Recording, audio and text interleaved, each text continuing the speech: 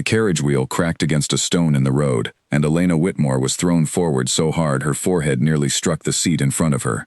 Rain hammered the roof.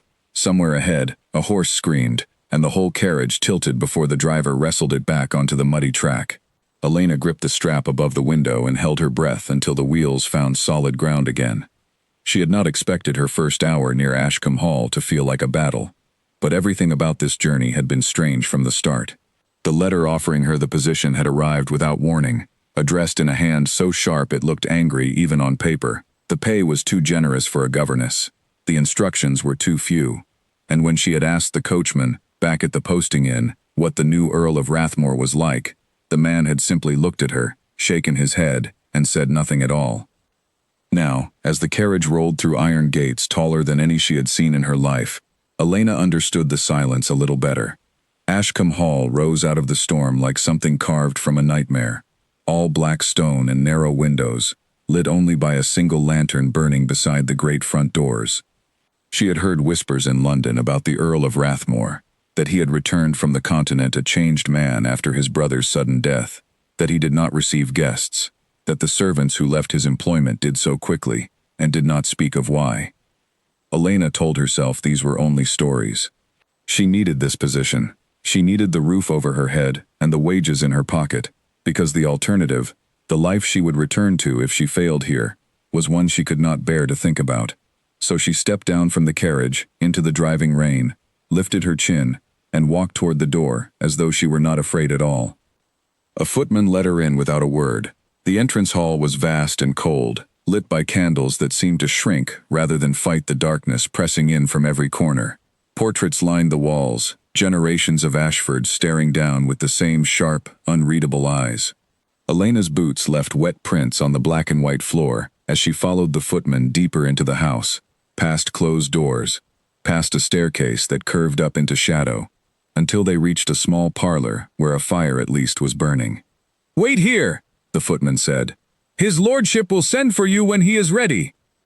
He left her alone with the fire and the sound of rain against the windows. Elena's hands were shaking, though whether from cold or nerves she could not say. She pressed them together and made herself breathe slowly. She had faced worse than a cold house and a stranger's silence. She reminded herself of that as she waited. An hour passed, then another. No one came. When the parlor door finally opened, it was not a servant who entered, but a man Elena had not expected to see so soon. Tall, dark-haired, dressed in black, as though still in mourning, his face unreadable in the low light. He did not introduce himself.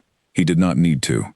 Something in the way he filled the doorway, the way the air in the room seemed to change around him, told her exactly who he was. "You are the governess," he said. It was not a question. "Elena Whitmore, my lord." She rose and offered a small, correct curtsy, the kind she had practiced 100 times before leaving London.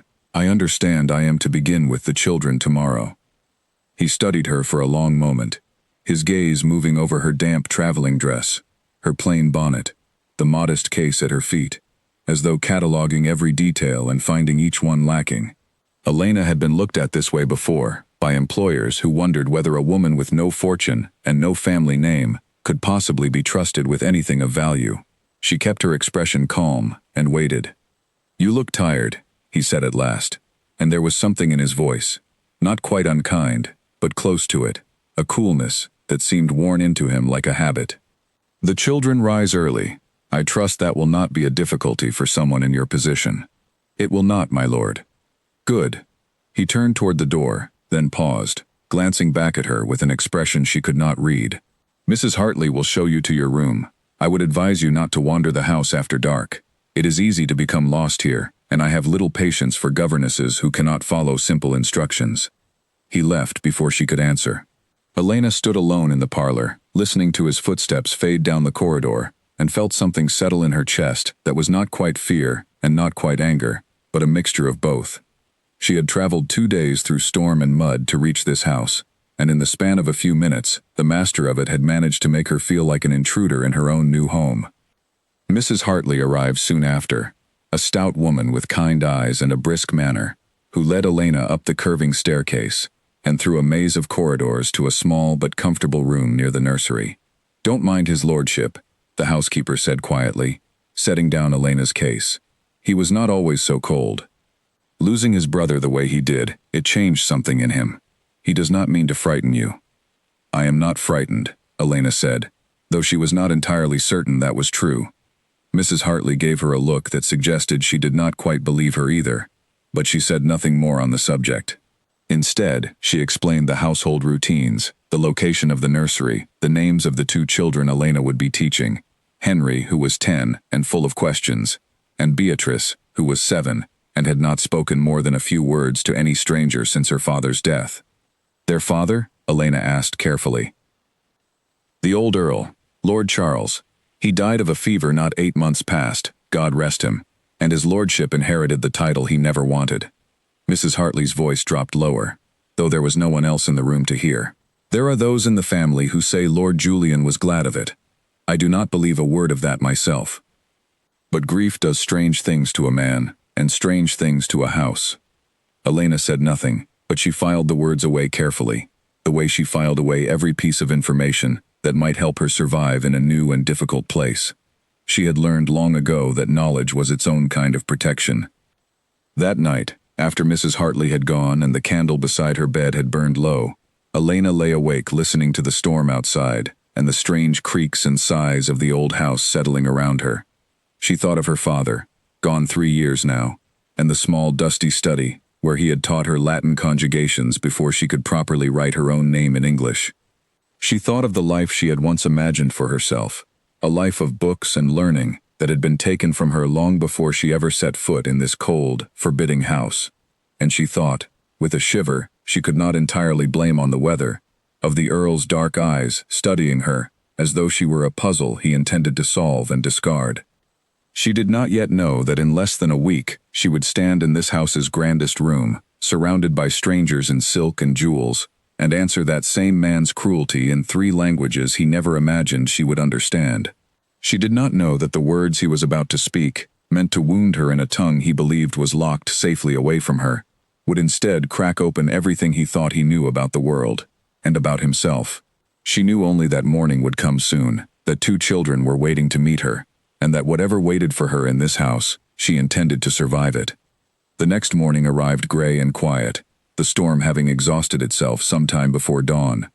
Elena rose early, dressed carefully in her plainest and most respectable gown, and made her way to the nursery, where she found Henry Ashford already awake, sitting cross-legged on the floor surrounded by a small army of tin soldiers, and Beatrice, curled in a window seat, staring out at the rain-soaked gardens, with an expression far too solemn for a girl of 7.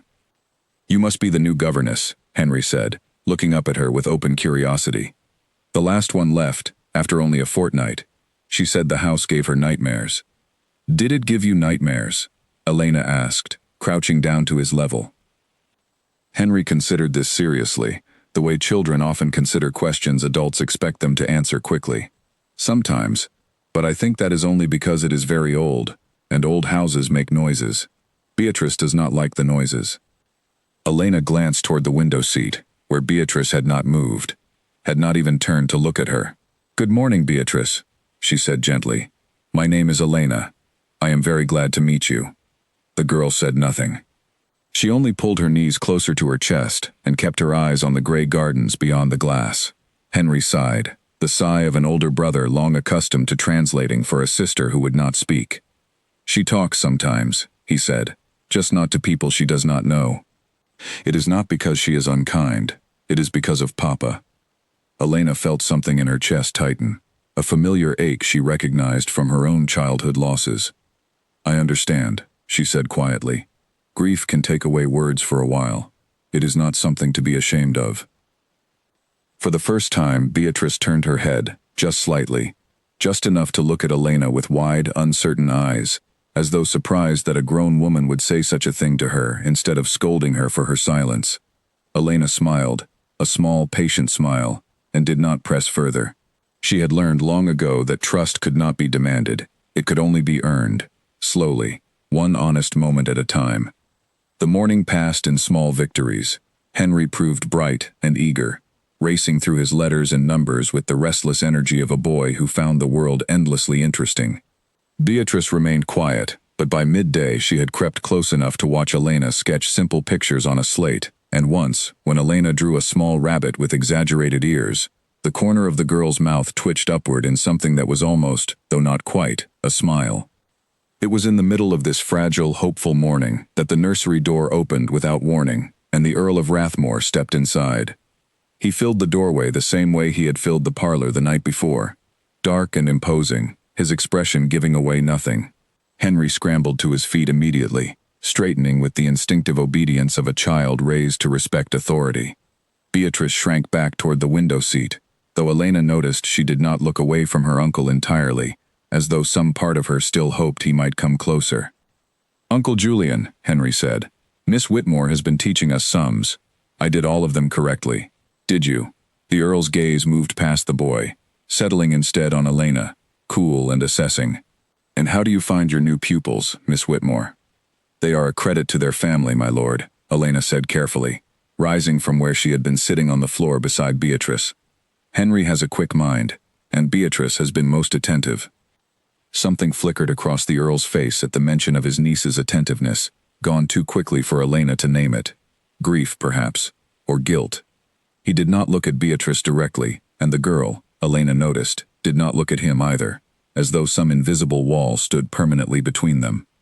"See that they are not permitted to run wild," the Earl said. "There will be a dinner this week, guests from the county, and I expect the household, all of it, to reflect well on this family. That includes the schoolroom." "Of course, my lord." He gave her one last measuring look, the kind that made Elena feel as though he were weighing her worth on some private scale only he could read, and then he was gone, the door closing behind him, with a firmness that seemed to echo through the whole nursery. Henry exhaled, the sound of a boy relaxing after holding himself very still. Beatrice slowly uncurled from her defensive posture by the window. Elena stood for a moment, looking at the closed door, and felt that same strange mixture of feelings from the night before returning. Unease, twisted together with something else she could not quite name. Curiosity, perhaps. Or the faint, dangerous beginning of a challenge she had not asked for, but somehow already understood she would not be able to resist. She did not know yet what the coming week would bring. The dinner, the guests, the sharp Latin words the Earl would speak, believing himself entirely safe from understanding. She knew only that something in this house had already begun to shift, quietly, invisibly, the way the first crack forms in ice, long before anyone hears it break. And she knew, with a certainty she could not explain, that she and the Earl of Rathmore were not finished with each other yet. The days leading up to the dinner passed in a blur of preparation that swept through Ashcombe Hall like a second storm. Maids polished silver until their arms ached. Mrs. Hartley oversaw the airing of guest rooms that had not been opened in months. Even the kitchen, usually a place of quiet routine, rang from dawn until dusk with the clatter of pots and the sharp voice of the cook demanding more haste from her assistants. Elena kept to the nursery as much as she could, teaching Henry his lessons and coaxing small, hard-won smiles from Beatrice. But even there, the tension of the house pressed in through the walls. "It is the first proper dinner since Papa died," Henry told her one afternoon, tracing his finger along a map of England spread across the schoolroom table. "Uncle Julian did not want to have it. I heard him arguing about it with Mr. Pierce, our solicitor." "Arguing about a dinner?" Elena asked, keeping her tone light, even as her curiosity sharpened. "About the estate, about needing to show the county that everything is still, what was the word? Orderly. Uncle Julian does not like being watched. But Mr. Pierce says, if he does not show his face soon, people will start whispering things that are not true." Elena said nothing, but she thought of the cold reception she had received on her first night, the Earl's guarded eyes, the way the entire household seemed to hold its breath around him. A man who did not like being watched, forced now to open his home to exactly that. It was no wonder the air in Ashcombe Hall felt so tightly wound. She met Mrs. Hartley in the corridor outside the nursery 2 days before the dinner, and could not help asking, carefully, what kind of guests were expected. "All manner of them," the housekeeper said, setting down a stack of fresh linens with a sigh. "Lady Constance Ashford will be here, his lordship's aunt by marriage, along with her son, Mr. Percival Ashford. Several families from the county besides. Lady Constance in particular." Mrs. Hartley's mouth tightened. She has never approved of how the title passed to Lord Julian, instead of remaining closer to her own branch of the family. She will be watching for any excuse to find fault. And Mr. Percival? Ambitious, Mrs. Hartley said simply, in a tone that made the single word sound like a warning. Now, Miss Whitmore, I do not say this to frighten you, only to prepare you. The children will be brought down briefly before the meal, to be presented to the guests, and it is customary for their governess to accompany them and remain nearby in case they are needed. You will be seen. Dress plainly, keep your eyes down, and say as little as possible. It is the safest way through an evening like this one. Elena thanked her for the advice and told herself she would follow it exactly. She had survived difficult households before by making herself small, quiet, forgettable, a shadow at the edge of other people's grand occasions. There was no reason to believe this dinner would be any different. She was wrong, though she could not have known it yet, and on the evening of the dinner, as she helped Beatrice into a stiff, unfamiliar dress of pale blue silk, she felt only the ordinary nerves of a governess, preparing to be looked at and judged by strangers, who would forget her by morning. You look very pretty, Elena told Beatrice, smoothing the ribbon in the girl's hair.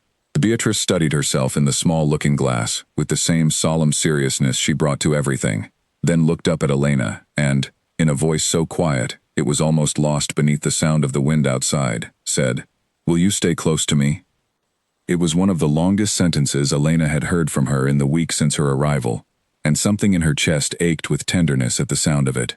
"I will not leave your side," she promised, and meant it with her whole heart. Henry, in contrast, was practically vibrating with excitement as he tugged at the collar of his good jacket. "There will be a great deal of food," he informed Elena solemnly, as though sharing a vital piece of intelligence, "and Mr. Pierce always brings peppermints in his pocket. Do not tell Uncle Julian I told you that." Elena smiled, despite the tight knot of nerves in her own stomach, took each child by the hand, and led them down the grand staircase toward the sound of voices rising from the hall below. Laughter and conversation, and the clink of glasses, the sound of a house pretending, for one evening at least, that grief had never touched it. The dining room, when they entered it, took Elena's breath away despite herself. Candles blazed in silver holders along the length of an enormous table, their light catching on crystal and fine china, and the jewels of 24 guests arranged in silks and satins far grander than anything Elena had ever worn. The room smelled of roasted meat and hothouse flowers, and the particular mingled perfume of wealth on display. She kept her eyes low, as Mrs. Hartley had instructed, and guided the children carefully around the edge of the gathering, toward the small alcove where they were to be presented, before being sent back upstairs to bed. Lady Constance Ashford was easy to identify even without an introduction. She sat near the head of the table, silver-haired and sharp-featured, dressed in dark green velvet that seemed almost to swallow the candlelight rather than reflect it, and her eyes, when they landed on Elena, moved over her with the swift, cataloging efficiency of a woman who had spent her entire life deciding at a glance who mattered and who did not. Beside her sat a younger man, Elena assumed to be Mr. Percival Ashford, handsome in a sharp, calculating way, his smile a fraction too practiced to be entirely warm. The Earl himself stood near the fireplace at the far end of the room, dressed in dark evening clothes that made him look even more severe than usual, engaged in stiff conversation with an older gentleman Elena did not recognize. When his eyes found her across the crowded room, something in his expression shifted, briefly, almost imperceptibly, before smoothing back into its usual cool composure. "Ah," said Lady Constance, her voice carrying easily over the surrounding chatter, as Elena led the children closer. "The famous new governess. We had heard Julian finally found someone willing to stay." There was something in the way she said it, a faint edge beneath the polite words, that made Elena's spine straighten instinctively. She curtsied properly and said nothing, exactly as Mrs. Hartley had advised. "Come here, children," Lady Constance continued, beckoning Henry and Beatrice forward with 2 beringed fingers. "Let me see how you have grown." Henry approached obediently, offering a small bow that made several of the assembled guests murmur approval. Beatrice, however, hesitated, her small hand tightening around Elena's fingers. "Go on," Elena whispered gently. "I am right here." Beatrice took 2 reluctant steps forward and offered the smallest, briefest curtsy Elena had ever seen, before retreating immediately back to Elena's side. A ripple of quiet amusement moved through the nearby guests. Not unkind, exactly, but not entirely gentle either. The kind of amusement wealthy people allow themselves at the expense of a shy child they do not have to raise. "Still does not speak much, does she?" Lady Constance observed to the table at large, her tone carrying just enough volume to ensure Beatrice heard every word. Poor thing. One does wonder whether that governess is doing her job at all, or simply allowing the child to hide behind her skirts. Elena felt heat rise in her cheeks, not from embarrassment, but from something closer to anger, though she kept her expression perfectly still. Beside her, she felt Beatrice flinch, and it was that small movement, more than anything said about herself, that made Elena's jaw tighten with the effort of holding her tongue.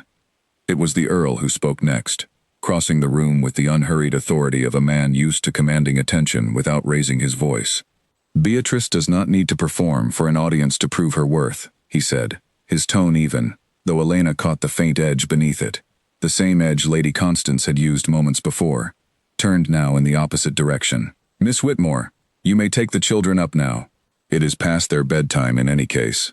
Elena curtsied again, and turned gratefully to lead the children from the room, relief loosening the tight knot in her chest.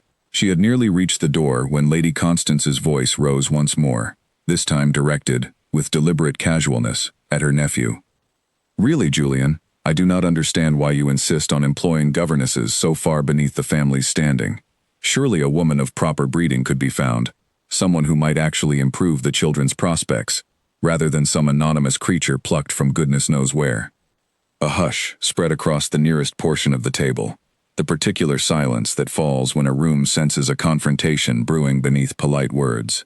Elena, still standing near the door with the children's hands in hers, felt every instinct urge her to keep walking, to disappear upstairs and pretend she had not heard.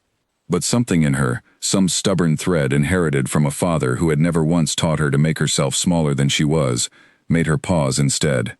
The Earl's expression, when Elena glanced back at him, had gone carefully blank in the way she was beginning to recognize as his particular armor against the world.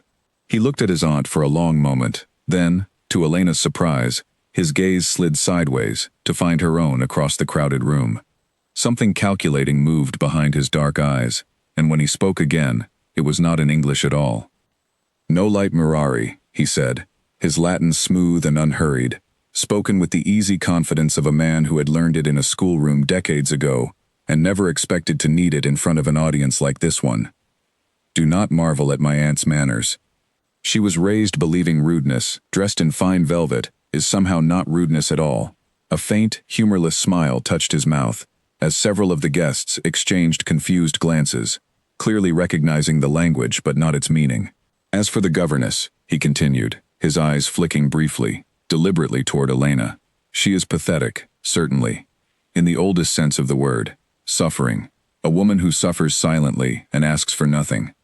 I imagine she understands nothing beyond her letters and her sums, which is precisely why I chose her.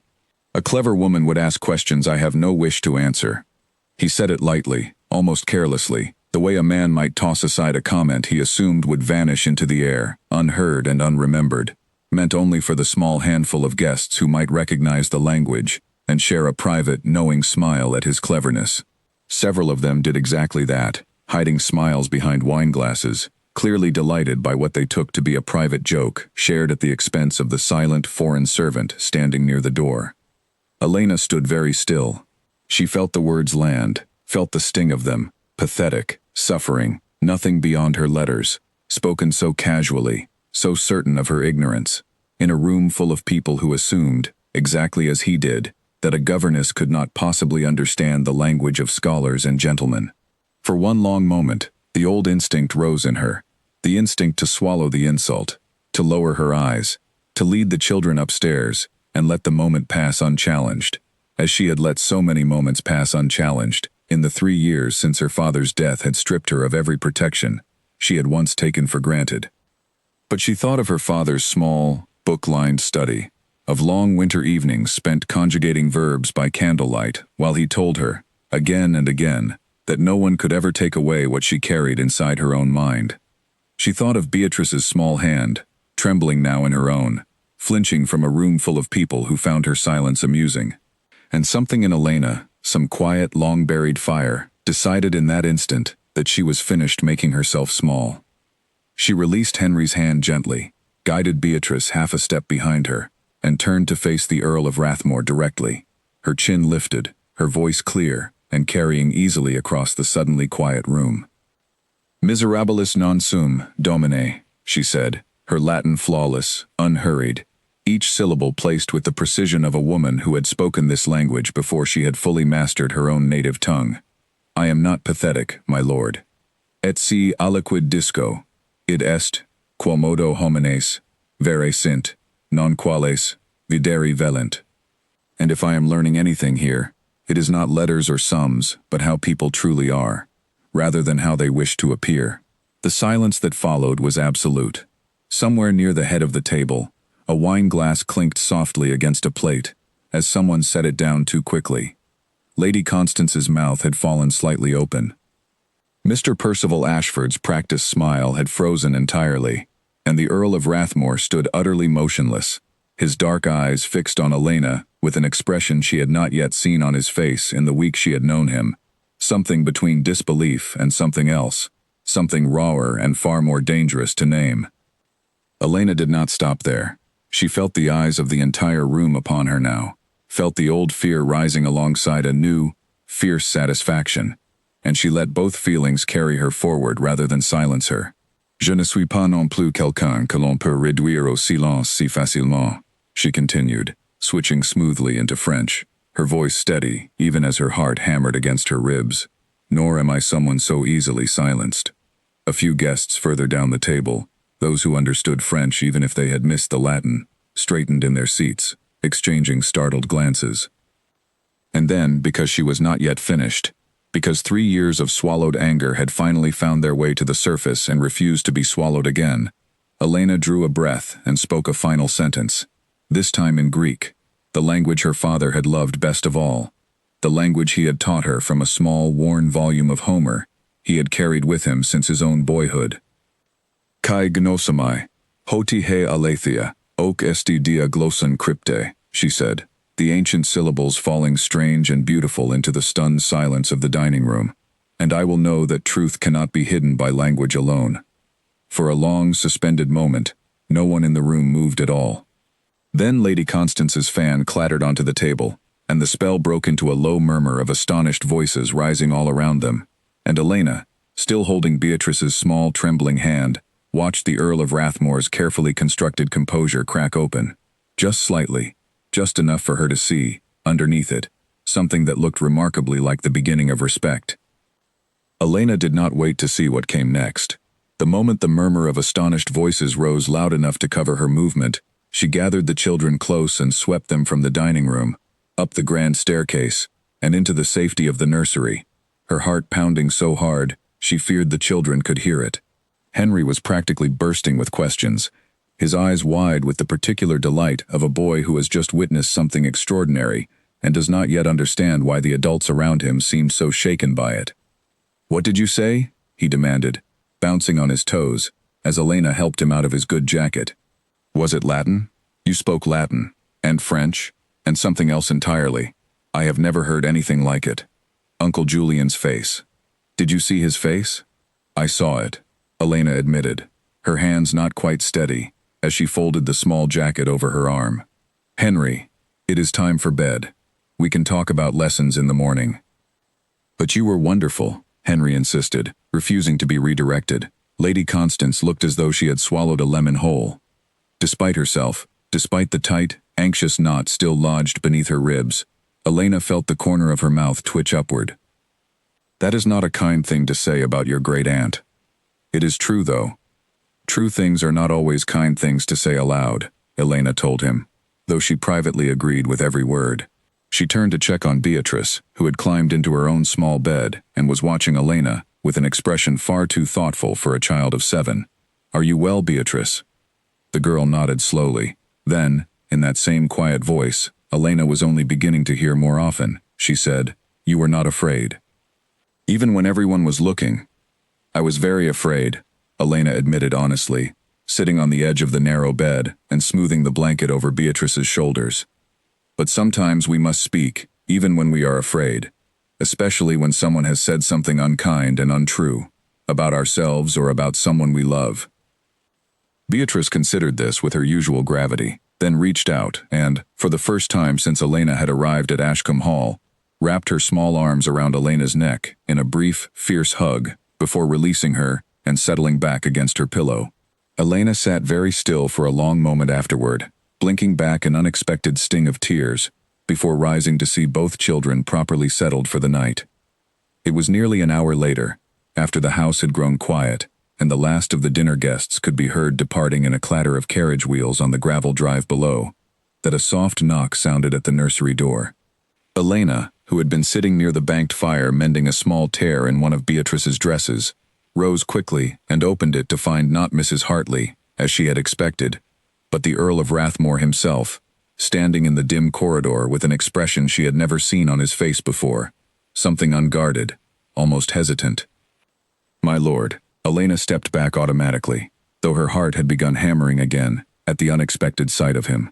"The children are asleep, if you wish to see them." "I did not come to see the children." His voice was quieter than she had heard it before, stripped of its usual cool authority. He glanced past her into the dim nursery, then back to her face, and for a long moment neither of them spoke. "May I come in?" "Only for a few minutes. I would rather not have this conversation in the corridor, where anyone might overhear." Elena hesitated.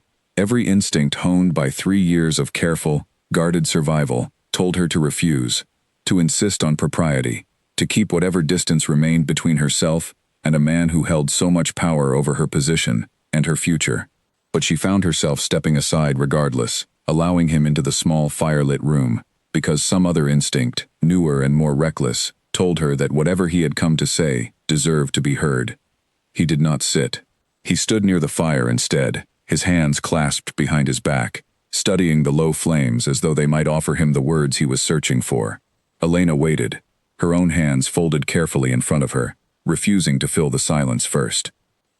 "I have spent the better part of this evening," he said finally, "attempting to understand how a governess I hired from an agency, on the recommendation of a solicitor who assured me she came with no particular distinction beyond good references, happens to speak Latin, French, and what I can only assume was ancient Greek, all three fluently, all three better than most of the gentlemen currently drinking my brandy in the room below." "Is that a question, my lord?" "It is several questions, Miss Whitmore, and I would appreciate honest answers to at least some of them." He turned from the fire to look at her directly, and Elena saw, beneath the careful composure he had rebuilt sometime between the dining room and this moment, something that looked almost like genuine curiosity, unclouded by the coldness she had grown used to. "Who taught you?" Elena considered, for a moment, offering him the same careful, deflecting answers she had given every curious employer before him. But something about the directness of his question, and perhaps something about the strange, charged intimacy of the fire-lit room, made her decide, for reasons she could not entirely explain even to herself, to tell him at least a portion of the truth. "My father," she said, "Edmund Whitmore. He was a scholar, once, though not a wealthy one. He believed a daughter's mind deserved the same cultivation as a son's, whatever society believed about the matter. He taught me Latin before I could properly spell my own name in English. Greek came later, when I was perhaps 9 or 10. French I learned from my mother, who was born in Lyon and never entirely lost her accent, no matter how many years she spent in England." "And where is your father now?" "He died 3 years ago." Elena kept her voice steady, though the old grief still pulled at the words as she spoke them. "A fever, much like the one that took your brother, I understand. After that, there was very little money, and very few options for a woman with an education, but no fortune, and no family name of consequence. I became a governess because it was the only respectable path remaining to me. I have been one for 3 years now, in 3 different households, none of which ever knew, or cared to ask, what I carried in my own mind, beyond what was useful for teaching sums and letters to other people's children." The Earl was silent for a long moment, his dark eyes moving over her face, as though seeing her, truly seeing her, for the first time since her arrival at Ashcombe Hall. "I insulted you tonight," he said finally, believing myself entirely safe from consequence. "I want you to understand that I did not say those words carelessly, in the sense of not meaning them. I said them believing they would land on someone who could not hear their true weight. That was, I think, a worse offense than the words themselves. It was, Elena agreed simply, refusing to soften the truth of it merely because he had offered something close to an apology. A faint, humorless smile touched his mouth. You are remarkably direct, for a woman in your position. I have found that directness serves me better than caution, in the end, though caution has certainly kept me employed longer in the short term. She held his gaze steadily. You called me pathetic, my lord. In a room full of people you assumed shared your certainty that I could not understand you. Whatever apology you intend to offer, I would ask that it not include any suggestion that the offense was made lesser, simply because I happened, this once, to prove you wrong. Had I not understood a word of Latin, your comment would have been no less cruel. It would only have gone unanswered. Something shifted in his expression at that, a flicker of genuine surprise, followed by something that looked almost like respect. You are correct, he said, after a long moment. I spoke carelessly and cruelly, and I did so in front of my aunt and half the county, which makes the offense considerably worse than if I had spoken it to you privately. I am sorry for it, Miss Whitmore. Genuinely. Elena studied him carefully, searching for the practiced insincerity she had learned to recognize in wealthy men who apologized only to smooth over consequences rather than to acknowledge genuine wrongdoing. She found, to her surprise, that she believed him. Thank you, my lord, she said quietly. I accept your apology. He nodded, though he made no immediate move to leave, and Elena found herself unexpectedly reluctant to end the conversation, curious despite herself about the man standing before her, so different in this quiet firelit room from the cold, guarded figure who had greeted her on her first night in this house. May I ask you something in return, my lord? You may ask. I cannot promise an answer. Your aunt spoke of you inheriting a title you did not want. Your niece will not look at you directly, and flinches when you enter a room. There is clearly grief in this house, my lord, more grief than a single dinner party can disguise, however grand the silver or however many guests fill your dining room. I do not ask out of idle curiosity. I ask because I am now responsible for 2 children who are carrying that grief with very little help understanding it, and I would serve them better with some understanding of where it comes from. The Earl's jaw tightened, and for a moment Elena thought he might refuse to answer at all, might retreat back into the cold, guarded distance she had grown accustomed to since her arrival. But instead, he moved to the small window overlooking the dark, rain-washed gardens and spoke with his back half turned to her, as though it were easier to offer honesty when he did not have to watch her face receive it. My brother and I were not close, in the years before his death, he said quietly. I left for the continent nearly 6 years ago, over a disagreement neither of us ever properly resolved, and I did not return until word reached me that he was gravely ill. By the time I arrived at Ashcombe Hall, he had only days left. I spent them at his bedside, attempting to repair 6 years of silence in the space of a single week, and I do not believe I entirely succeeded. He died believing, I think, that I still harbored the same resentment that had driven me away in the first place. I did not. But I never told him so, not clearly enough, not soon enough, and now I never will. Elena said nothing, sensing that the silence itself was a kind of gift she could offer him, space enough to continue without pressure to fill the quiet with false comfort. Beatrice was in the room when he died, the Earl continued, his voice dropping lower still. She was 6 years old, and she watched her father take his final breath, and in the months since, she has said perhaps 100 words to me in total, most of them required by politeness rather than affection. I do not know how to reach her, Miss Whitmore. I have tried, in my own clumsy way, but every attempt seems only to remind her of everything she has lost, myself included in that loss, since I am the uncle who arrived too late and inherited too much. She does not blame you, Elena said softly. I have watched her watch you, my lord, in the week I have been here. There is fear in her, certainly, and grief, but not the kind of blame you seem to be carrying on her behalf. I think, perhaps, the fear belongs mostly to you, and you have simply mistaken it for hers. He turned from the window to look at her then, something raw and unguarded in his expression, and for a long moment the fire crackled quietly between them, while neither spoke at all. That is a rather perceptive observation, Miss Whitmore, for someone who has known this family for only a single week. I had a great deal of practice observing grief in others, my lord, after my father died. I recognize its shapes more easily than I once did." He studied her for another long moment, and something in his gaze made Elena's pulse quicken, in a way that had nothing to do with fear or nerves, and everything to do with a feeling she did not yet have a name for, something new and unfamiliar and faintly alarming. "I should let you rest," he said finally, stepping back from the window. "You have had a considerably longer evening than you anticipated when you agreed to take this position." "I have had stranger evenings, my lord," Elena said, and was rewarded with the faintest, most unexpected flash of genuine amusement crossing his features before he schooled it back into composure. "I imagine you have." He moved toward the door, then paused, his hand resting on the frame, and glanced back at her one final time. "For what it is worth, Miss Whitmore, I do not believe I have ever been so thoroughly, so justly humbled in my own dining room. I suspect my aunt will not soon forgive you for it. I, however, find myself considerably more curious about you than I was this morning, which is not a sensation I am entirely accustomed to." He left before Elena could formulate any response at all, closing the door quietly behind him, and Elena stood alone in the firelit nursery for a long while afterward, her heart still beating too quickly, turning his words over in her mind again and again, and wondering, with equal parts hope and apprehension, exactly what she had set into motion tonight, in a house already so full of secrets and grief and carefully guarded pain. She did not sleep well that night. Long after the candle had burned down to nothing and the fire had faded to embers, she lay awake, staring at the dark ceiling above her narrow bed, replaying the dinner, the Latin, the stunned silence, the Earl's unguarded expression, as he stood beside the nursery fire and spoke of his brother's death, more honestly than she suspected he had spoken to anyone in months.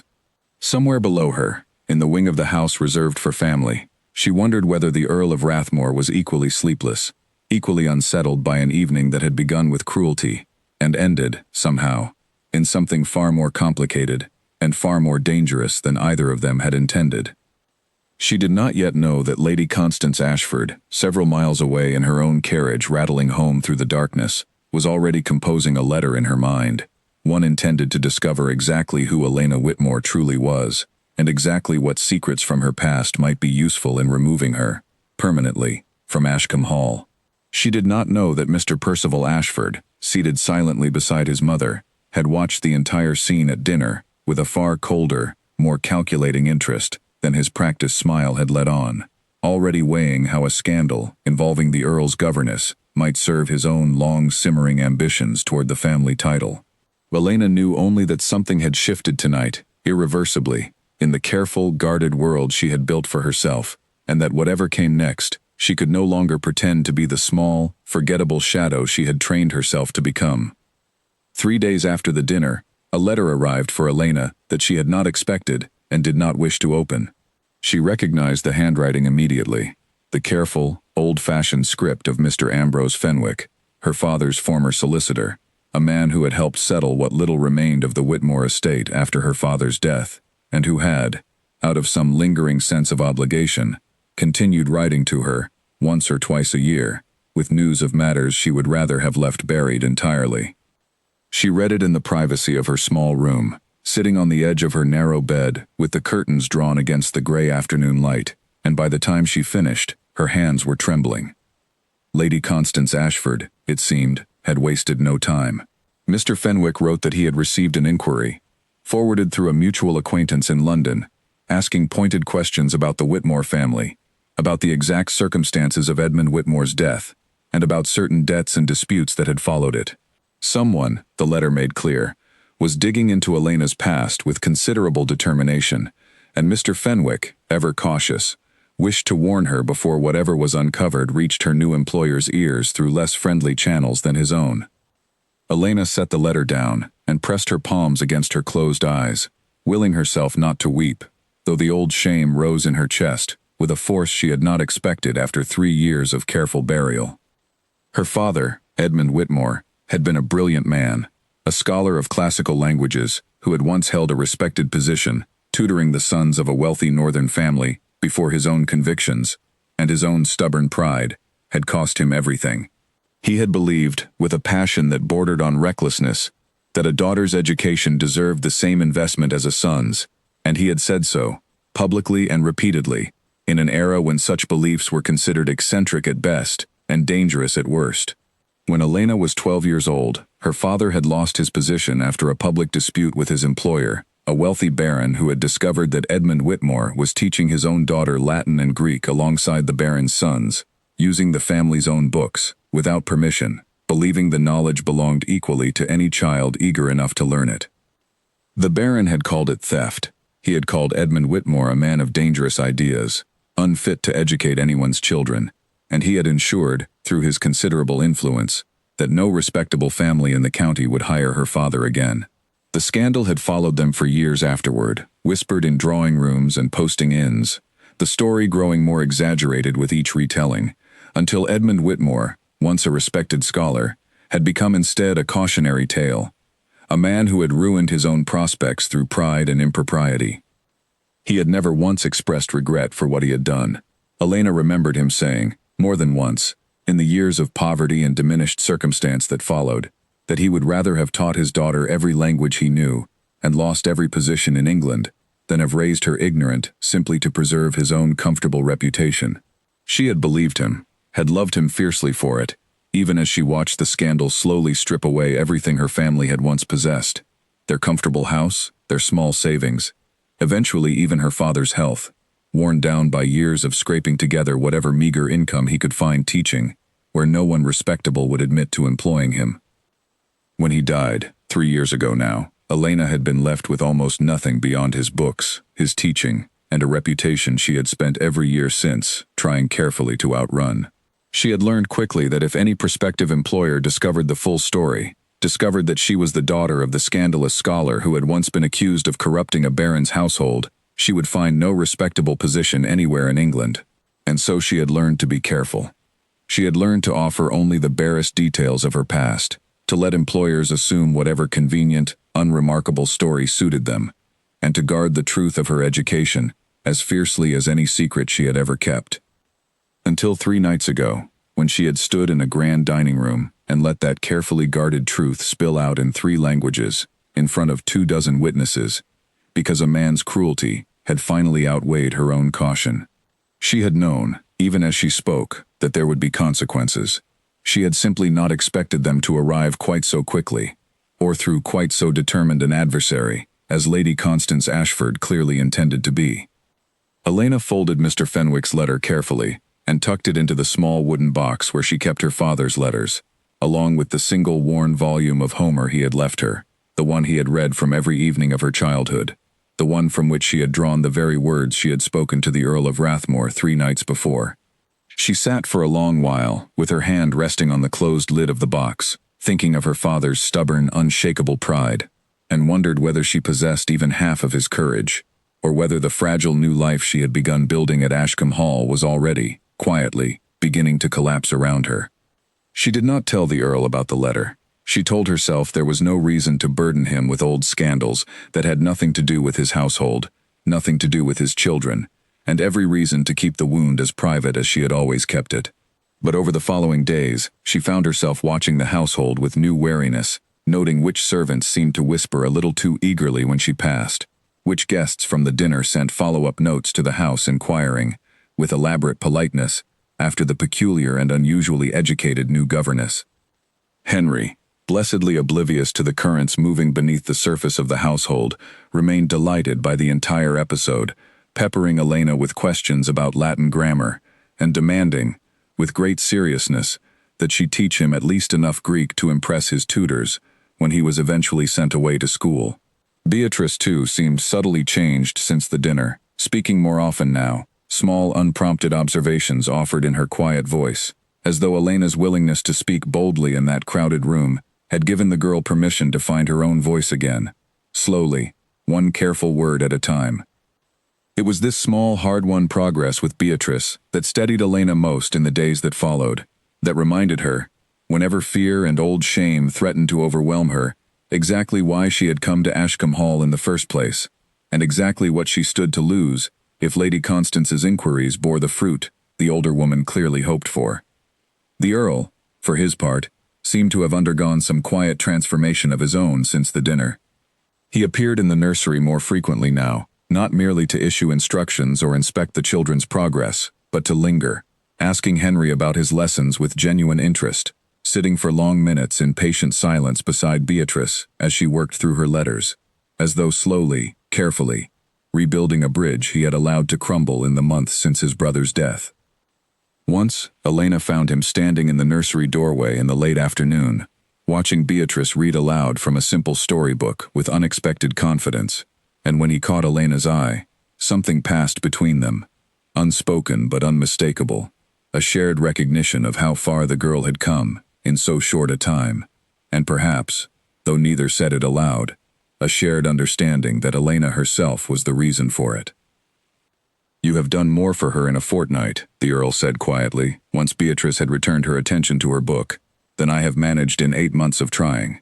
"She was never truly lost, my lord," Elena said, only waiting for someone to have patience enough to let her find her own way back. He studied her for a long moment, something thoughtful and unguarded in his expression. "I find myself wondering, Miss Whitmore, whether that same patient persistence applies to more than governess work." Elena felt her cheeks warm at the implication beneath his words, though she kept her expression carefully composed. "I could not say, my lord. I have had very little occasion to test the theory on subjects other than sums and Latin grammar." A faint, genuine smile touched his mouth, brief but unmistakable, gone before Beatrice looked up from her book to see it. "Perhaps," he said quietly, "the occasion will present itself before long." He left the nursery soon after, and Elena stood for a long moment in the quiet room, her heart beating with a confused mixture of hope and apprehension she did not quite know how to name. Whatever was beginning to grow between herself and the Earl of Rathmore, however tentative and unspoken it remained, she knew it was a fragile, dangerous thing, built on a foundation that could crack the moment Lady Constance's inquiries uncovered the scandal Elena had spent 3 years trying to outrun. She thought again of her father's letterbox, of the old, unshakable pride that had cost him everything, and wondered, with a shiver of foreboding she could not entirely explain, how much longer she would be permitted to keep her past buried, before it rose up, once again, to claim everything she had only just begun to build. Autumn settled fully over Ashcombe Hall in the weeks that followed, painting the gardens in shades of amber and rust, and with it came a quiet, unspoken rhythm between Elena and the Earl, that neither of them acknowledged aloud, but both, it seemed, had come to depend upon. Most evenings, once the children were settled and the household had grown quiet, the Earl would appear in the small library adjoining the nursery wing, ostensibly to review estate correspondence, though Elena noticed he rarely accomplished much actual work during the hours he spent there. It began, as such things often do, with a single borrowed book. Elena had discovered the library's collection during her second week at Ashcombe Hall, an impressive assortment of volumes accumulated across several generations of Ashfords, many of them untouched, their pages still stiff and uncut. She had been reading quietly one evening, a worn volume of Ovid balanced on her knee, when the Earl entered, saw what she was reading, and stopped short in evident surprise. "You read for pleasure," he said, as though the observation genuinely startled him. "Is that so unusual, my lord?" "For a governess, perhaps not. For anyone in this household, entirely unusual. My brother preferred hunting to reading, and I confess I have had little inclination for either since returning to England." He glanced at the shelves surrounding them, the neat, largely undisturbed rows of leather-bound volumes. "Most of what you see here belonged to my grandfather. I do not believe anyone has properly appreciated this collection in a generation. That seems a great waste, my lord, if I may say so." He had smiled then, faintly, and taken a seat across from her, and what began as a single evening's conversation about Ovid had somehow, over the following weeks, grown into a nightly habit neither of them quite dared to name. They discussed poetry and history, debated points of philosophy long into the evening, argued good-naturedly over translations Elena believed the Earl's grandfather's chosen scholars had rendered poorly. She found, to her own quiet astonishment, that the Earl of Rathmore, once she had broken through the cold, guarded exterior he presented to the rest of the world, possessed a keen, curious mind, and a dry, unexpected sense of humor that made their evening conversations pass far too quickly. "You argue like a barrister," he told her one evening, after she had spent 10 full minutes methodically dismantling his interpretation of a particular passage from Virgil. "I begin to feel almost sorry for whichever unfortunate opponent you eventually marry." "I have no plans to marry, my lord," Elena said, more sharply than she intended, and something flickered across his face at her tone. Curiosity, perhaps, or something warmer he did not name. "No plans at all? That seems a rather firm position for a woman of your evident charms." Elena set down her book, choosing her words carefully. "A governess with no fortune and a complicated past has very little to offer a respectable marriage, my lord, whatever charms she might possess otherwise. I made my peace with that reality some years ago. It is easier, I find, to build a life around what one can control, rather than mourning what remains permanently out of reach." Something in his expression softened at that, and for a long moment he simply looked at her, his dark eyes unusually gentle. "You speak of your prospects as though they are entirely settled, Miss Whitmore. I confess I am not certain I agree with your accounting." Elena felt her pulse quicken at the implication in his words, and she looked away quickly, back toward the safety of her book, unwilling to examine too closely what she saw reflected in his gaze, or what it might mean for either of them if she allowed herself to hope. "You are kind to say so, my lord. But I think we both understand the realities of our respective positions well enough."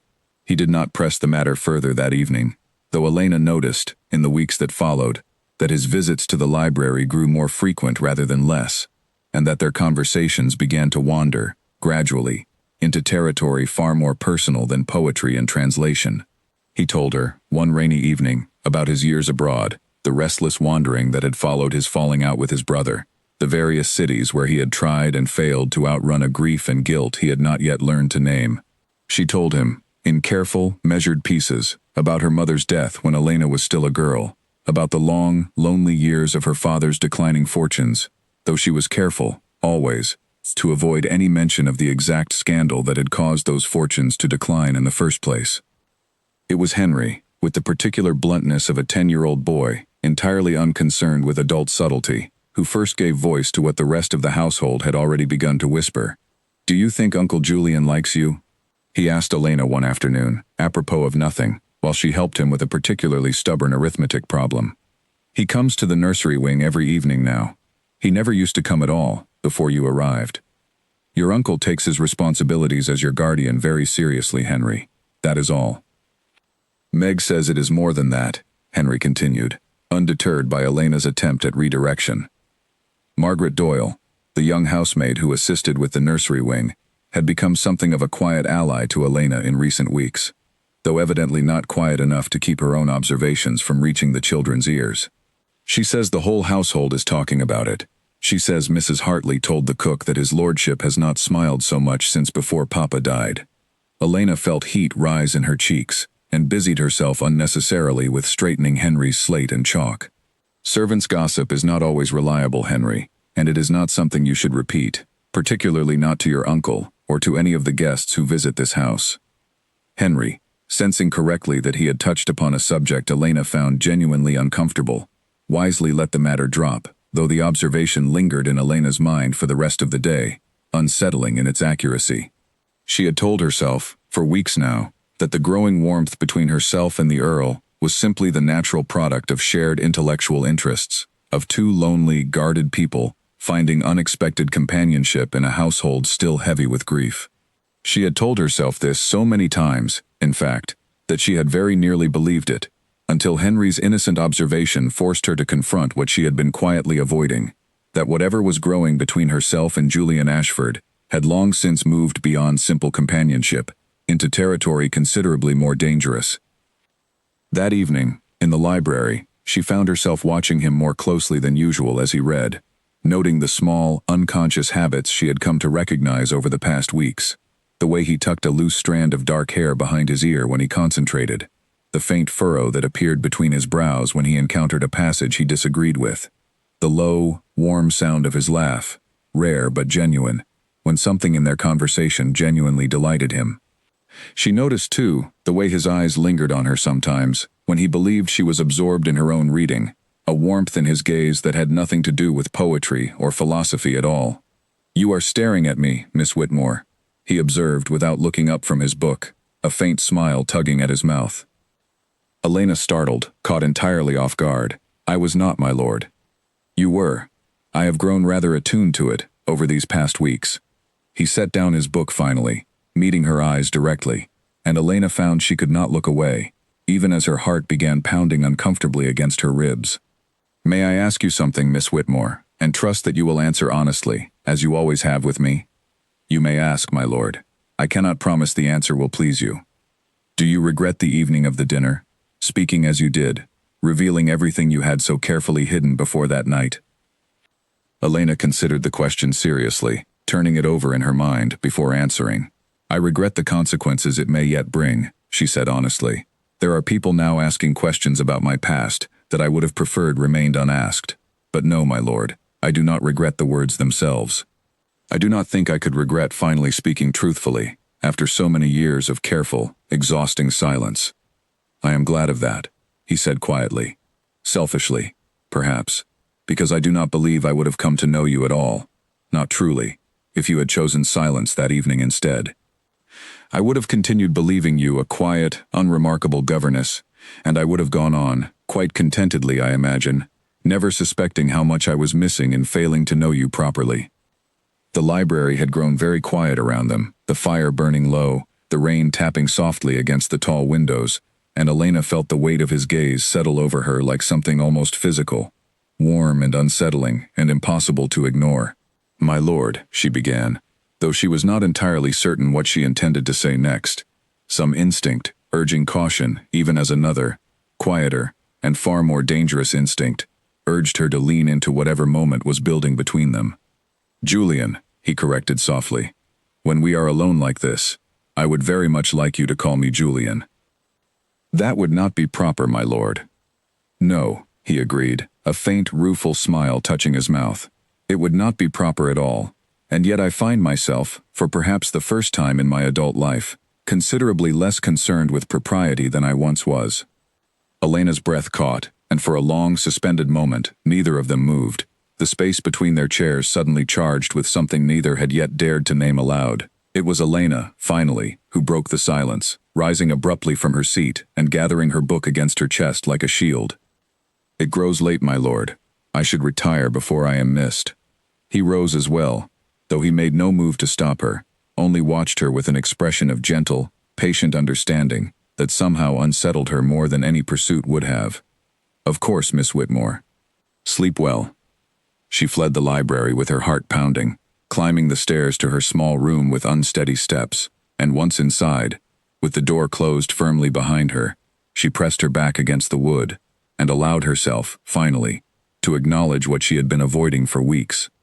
She had fallen, slowly and against every careful instinct she possessed, into something dangerously close to love, with a man whose position and title made any future between them nearly impossible. A man whose family already circled her with suspicion, whose aunt was actively digging into a past Elena had spent 3 years trying desperately to bury. She thought of Lady Constance's cold, calculating eyes at the dinner table, of Mr. Fenwick's warning letter still tucked carefully in her wooden box of keepsakes, of Mr. Percival Ashford's too-practiced smile, and the ambition she had sensed simmering carefully beneath it. Whatever was growing between herself and Julian Ashford, however tender and unexpected, and genuinely felt, she understood with painful clarity that it would not go unchallenged, and that the people determined to challenge it possessed resources and connections far beyond anything Elena could hope to counter alone. She did not sleep well that night, torn between the fragile, unfamiliar happiness blooming in her chest and the cold certainty, settling alongside it, that some reckoning was coming, sooner rather than later, and that when it arrived, it would test everything she had only just begun to hope for. Lady Constance Ashford did not believe in wasting time. Within a fortnight of the dinner that had so thoroughly humiliated her in front of half the county, she had engaged a private investigator, a quiet, efficient man named Mr. Oswald Grimley, to travel to the small northern town where Elena Whitmore had spent her childhood, and uncover whatever truths the young governess had so carefully buried. She sat now in the drawing room of her own considerably smaller estate, some 15 miles from Ashcombe Hall, reading Mr. Grimley's first written report, with the particular satisfaction of a woman who had suspected something rotten from the very beginning, and finally found evidence to confirm it. "Well," she said, setting the letter down and looking across the room to where her son sat nursing a glass of brandy, with far more interest than the early hour usually warranted. "It seems our little governess is not quite the humble orphan she has presented herself to be." Percival Ashford set down his glass, his expression sharpening with immediate interest. "Go on." "Her father," Lady Constance continued, consulting the letter once more, "was a disgraced tutor named Edmund Whitmore, dismissed from a respectable position in Yorkshire some 15 years ago, after a rather sordid scandal involving his employer's household. The details are somewhat murky, but the essential shape of it is clear enough. He was accused of overstepping his role, of teaching subjects and using materials he had no right to access, of corrupting the education of a young woman entrusted to his care in ways her father considered wholly inappropriate. The family in question, a Baron Ellsworth, ensured Whitmore never found respectable employment again. He died 3 years ago in considerable poverty, leaving his daughter with nothing but his reputation, such as it was." Percival's mouth curved into something that was not quite a smile. "So our clever governess is the daughter of a man run out of respectable society for improper conduct toward a young woman in his charge. That is considerably more useful than I had hoped." "It requires careful handling," Lady Constance said, though her own eyes had taken on the same calculating gleam that colored her son's expression. "The exact details of the original scandal remain somewhat unclear, and I have no wish to make accusations we cannot substantiate. But the shape of the story is damning enough on its own, regardless of the particulars. A governess with a father dismissed for improper conduct, teaching Julian's niece and nephew, spending unsupervised evenings alone with Julian himself in his library, night after night, according to what my sources in the household have observed." "You have sources in the household?" "I have always had sources in the household, Percival. One does not survive as long as I have in this family without understanding the value of well-placed loyalty among the staff of one's relations." Lady Constance rose from her chair and moved to the window, looking out over her own considerably diminished gardens with an expression of long simmering resentment. "Your uncle should have inherited the title, Percival. Everyone in this family knows it, whatever the strict letter of the entailment says. Charles was never meant to die so young, and when he did, the title should have passed to a branch of this family that understood its proper stewardship, rather than to Julian, who abandoned his responsibilities to this family for 6 years and returned only when convenient inheritance made it worth his while." "And now he compounds the insult," Percival said, "by making a spectacle of himself over some penniless governess, with a scandal buried in her past." "Precisely." Lady Constance turned back from the window, her expression hardening into something resolved and dangerous. "If Julian marries this woman, or even continues this indiscreet association much longer, the damage to this family's reputation will be considerable and permanent. I will not allow it. Not when there remains a clear and proper alternative." Percival's expression grew wary. "What alternative do you have in mind, Mother?" "You, of course." Lady Constance's smile was thin and calculating. "You are Julian's cousin, closer to him in blood than most of the county realizes, given how rarely he speaks of the family connections. If Julian's reputation suffers sufficiently, if his judgment is called sufficiently into question by this governess scandal, there are those among the family solicitors who would look favorably upon a petition to reconsider the stewardship of the estate, particularly given the children's welfare. Beatrice and Henry deserve a guardian of unimpeachable judgment, Percival, not a man who indulges in indiscreet liaisons with servants of questionable background." "You mean to have me named guardian in his place?" "I mean to have this family's reputation and fortune protected from Julian's evident lapse in judgment," Lady Constance said firmly. "Whether that requires his removal as guardian, or merely sufficient pressure to end this ridiculous infatuation with the governess, before it develops any further, remains to be seen.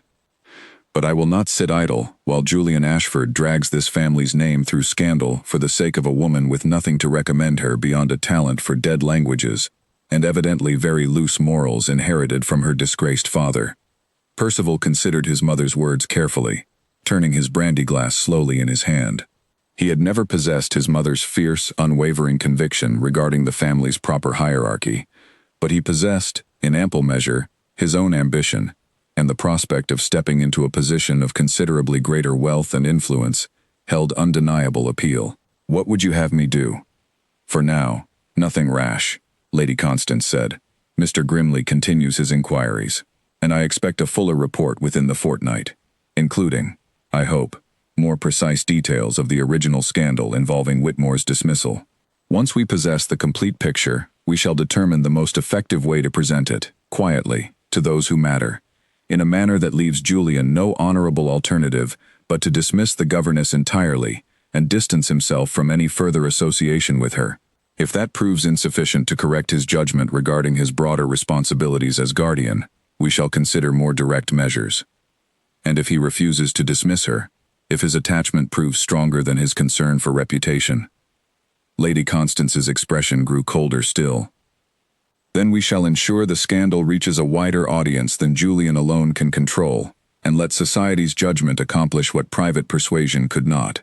A man may indulge his own poor judgment in private, Percival, but he cannot indulge it publicly and expect to retain either his standing or his guardianship of two vulnerable children. I have seen it done before, to lesser men than Julian Ashford, and I do not doubt for a moment it can be done again. Neither Lady Constance nor her son knew, as they sat plotting in the cold comfort of her drawing room, that word of their inquiries had already begun reaching Ashcombe Hall through channels neither had anticipated. Mrs. Hartley, whose loyalty to the household ran considerably deeper than Lady Constance's paid informants among the newer staff, had grown suspicious of the increasingly pointed questions being asked by a stranger who had appeared in the nearby village, claiming to be researching local family histories, and had sent quiet word of her concerns to Mr. Pierce, the family solicitor, whose own loyalty to Julian Ashford and increasing personal fondness for the quiet, clever governess who had so transformed the household's atmosphere made him determined to investigate the matter further before any harm could be done. It was Mr. Pierce who arrived at Ashcombe Hall on a gray, blustery afternoon, requesting a private audience with the Earl on a matter he described only as urgent family business, and it was in the privacy of Julian's study, with the door firmly closed against any listening ears, that Julian first learned the full scope of what his aunt and cousin had set in motion. A private investigator, Julian repeated, his expression darkening with each word Mr. Pierce spoke. Sent to dig into Miss Whitmore's family history, on my aunt's instruction, with the explicit purpose of finding grounds to have her dismissed, and possibly to challenge my own guardianship of Henry and Beatrice. That is my understanding of the matter, my lord, based on what Mrs. Hartley has learned, and what I have been able to confirm through my own inquiries in the village. Mr. Pierce's expression was grave. I felt it my duty to inform you, before matters progress further, particularly given the delicate nature of certain rumors already circulating regarding your own relationship with Miss Whitmore. Julian's jaw tightened, though he did not deny the implication in Mr. Pierce's careful words. What has my aunt discovered thus far?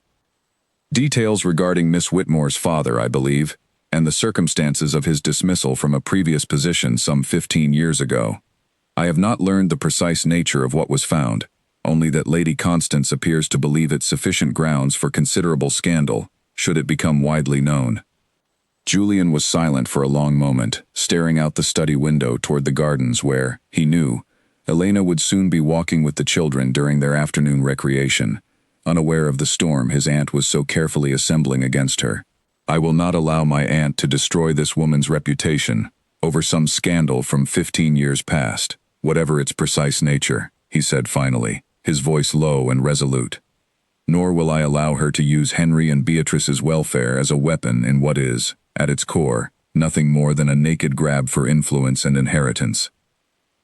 I understand your feelings, my lord, and I share your concern for Miss Whitmore's welfare, but I would advise caution nonetheless. Whatever the scandal involves, if it becomes public regardless of your own efforts to suppress it, the damage to Miss Whitmore, and potentially to this family's reputation, could prove considerable. It might be wise to learn the full details yourself, directly from Miss Whitmore if she is willing to share them, before your aunt's investigation forces the matter into the open on her terms rather than your own. Julian nodded slowly, though something heavy and uneasy had settled in his chest at the solicitor's words. He trusted Elena, had come to trust her more deeply than he had trusted almost anyone in the years since his brother's death, but he could not deny the small, nagging fear that whatever secret she had guarded so carefully might prove more damaging than either of them had anticipated, and that his aunt's ruthless determination to uncover it might succeed in destroying something Julian had only just begun to allow himself to hope for. That evening, as the household settled into its familiar quiet rhythm, Julian made his way to the library earlier than usual, his mind heavy with everything Mr. Pierce had revealed, and found Elena already there, curled in her usual chair beside the fire, with a book open unread in her lap. Her expression troubled in a way that suggested her own thoughts were far from peaceful this evening as well. "You look as though you have received unwelcome news," he observed, settling into the chair across from her. Elena's eyes met his, something guarded and apprehensive in their depths. "As do you, my lord." "Julian," he corrected softly, though the usual warmth of the correction felt heavier tonight, weighted with everything he now knew and had not yet found the words to raise with her. "Julian," she repeated quietly, and for a long moment neither of them spoke, the fire crackling softly in the silence between them, both aware, though neither yet willing to say it aloud, that whatever fragile happiness they had built together over the past weeks was about to be tested, in ways far more serious than either had anticipated. "Elena," Julian said finally, breaking the heavy silence between them, "I must speak with you about something serious, and I would ask that you hear me through entirely before responding, however uncomfortable the subject proves to be." Elena set down her unread book, her hands folding tightly in her lap, some instinct already warning her of what was coming. "You may speak plainly with me, my lord. Julian, I would rather have difficult truths than careful evasions." He told her everything then, exactly as Mr. Pierce had related to him, his aunt's private investigator, the inquiries into her father's dismissal 15 years past, the clear intention to use whatever scandal was uncovered as a weapon against both Elena's position in the household and, quite possibly, against Julian's own guardianship of his niece and nephew. He watched her face carefully as he spoke, saw the color drain slowly from her cheeks, saw her hands tighten further in her lap until her knuckles whitened, and when he finished, the silence that followed stretched long and painful between them. "She sent someone to Yorkshire," Elena said finally, her voice barely above a whisper, "to dig through my father's ruined reputation and use it as a weapon against me. I am sorry, Elena. I should have anticipated something of this nature after the dinner. I should have protected you from it before it began. You could not have prevented your aunt's cruelty, Julian, any more than I could have prevented my father's downfall 15 years ago." Elena's voice had steadied, though her eyes remained bright with something between anger and fear. "I have spent 3 years guarding this secret, precisely because I understood, better than most, exactly how devastating it could prove if it ever reached the wrong ears. It seems those years of careful guarding have finally failed me. Tell me," Julian said gently, "tell me the full truth of it yourself, before my aunt's investigator delivers his own version, however distorted or incomplete it may prove to be. I would rather hear it from you, Elena, whatever it contains." Elena was quiet for a long moment, gathering herself, and when she finally spoke, she told him everything, the full truth she had shared with no employer in 3 years of careful, guarded silence. She told him of her father's brilliant, unconventional mind, of his fierce belief that a daughter's education deserved the same investment as any son's, of the position he had held tutoring the sons of Baron Ellsworth in Yorkshire, and of the scandal that had erupted when the Baron discovered that Edmund Whitmore had also been secretly teaching the Baron's own daughter. Using the family's private library, believing wholeheartedly that knowledge belonged to any child eager enough to seek it, regardless of what her father decreed appropriate. "The Baron called it theft," Elena said, her voice tightening with old, familiar anger. "He called my father a man of dangerous ideas, unfit to educate anyone's children, and used his considerable influence to ensure no respectable family in the county would employ him again. There was no impropriety in what my father did, Julian, whatever ugly rumors grew up around the story in the years since. He taught a young woman Latin and Greek because she was curious and eager to learn, and her father decided that such curiosity in a daughter was itself a kind of corruption. My father lost everything for the crime of believing a girl's mind deserved cultivation as much as a boy's." Julian listened in silence, his expression darkening not with the disapproval Elena had half feared, but with something closer to outrage on her behalf. "That is the scandal your father was run out of respectable society for? Teaching a young woman languages her own father considered inappropriate for her sex?" "That is the entirety of it," Elena confirmed, watching him carefully for any sign of doubt or hesitation. "Whatever version your aunt's investigator has uncovered, However it has been twisted and exaggerated in 15 years of gossip and retelling. That is the truth at the heart of it. My father was punished, and my family ruined, for believing in something I still believe myself. That knowledge should not be rationed according to birth, or sex, or the comfortable prejudices of wealthy men, who fear what educated women might become. For a long moment, Julian said nothing at all, simply looking at her with an expression Elena could not entirely read, and she felt her heart clench with the old, familiar fear that even this, even the honest truth stripped of exaggeration, would prove too much for him to accept, that whatever fragile affection had grown between them these past weeks would crumble now beneath the weight of a scandal that had already destroyed everything her father once possessed. Instead, Julian rose from his chair and crossed to where she sat, kneeling before her so that their eyes were level, and took her tightly clasped hands gently into his own. "Elena," he said quietly, "I have watched you transform my niece from a silent, grieving shadow into a girl who laughs and speaks and reads aloud with genuine confidence. I have watched you teach my nephew not merely his letters and his sums, but a genuine love of learning that I suspect will serve him for the whole of his life. I have spent weeks now in this library, learning more from our conversations than I learned in years of formal education, and coming to admire your mind and your courage and your fierce, unwavering belief in the value of knowledge more deeply than I have admired anything in a very long time.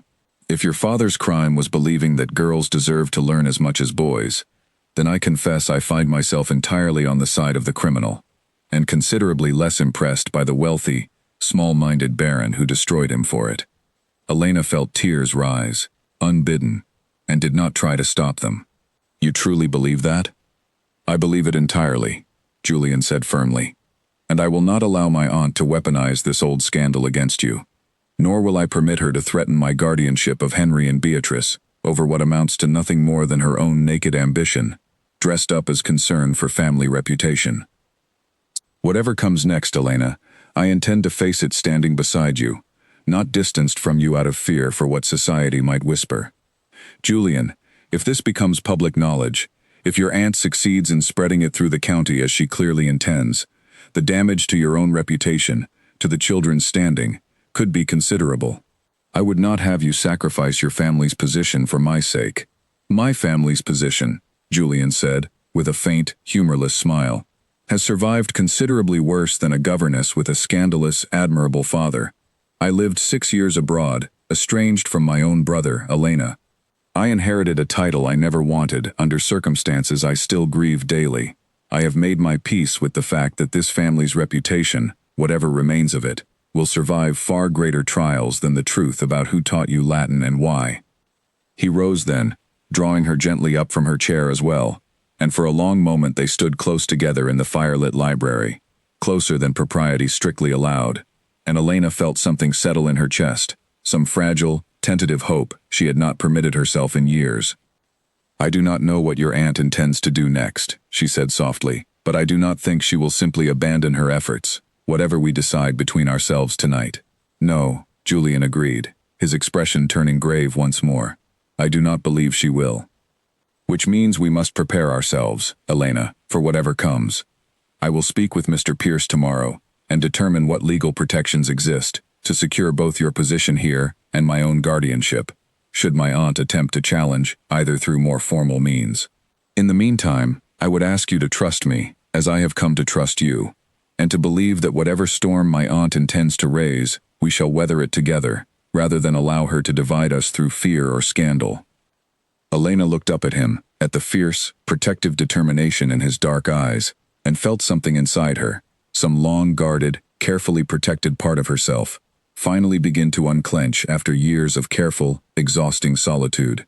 "Thank you, Julian," she whispered, "for believing me, for believing in my father, when so few others ever did." "Thank you," he replied softly, "for trusting me with the truth, when you had every reason, after everything you have suffered, to keep it hidden a while longer." Neither of them moved for a long moment, standing close together beside the dying fire, and when Julian finally raised a gentle hand to brush a stray tear from Elena's cheek, something passed between them that neither dared name aloud, fragile and dangerous, and entirely undeniable. It was Elena, once again, who stepped back first. though this time with visible reluctance rather than the fearful haste of weeks before. "It grows late," she said softly, "and we shall both need our wits about us for whatever your aunt intends next." "Yes," Julian agreed, though his eyes lingered on her a moment longer before he stepped back as well, allowing the necessary distance between them to return. "Sleep well, Elena, and know that whatever comes, you do not face it alone any longer."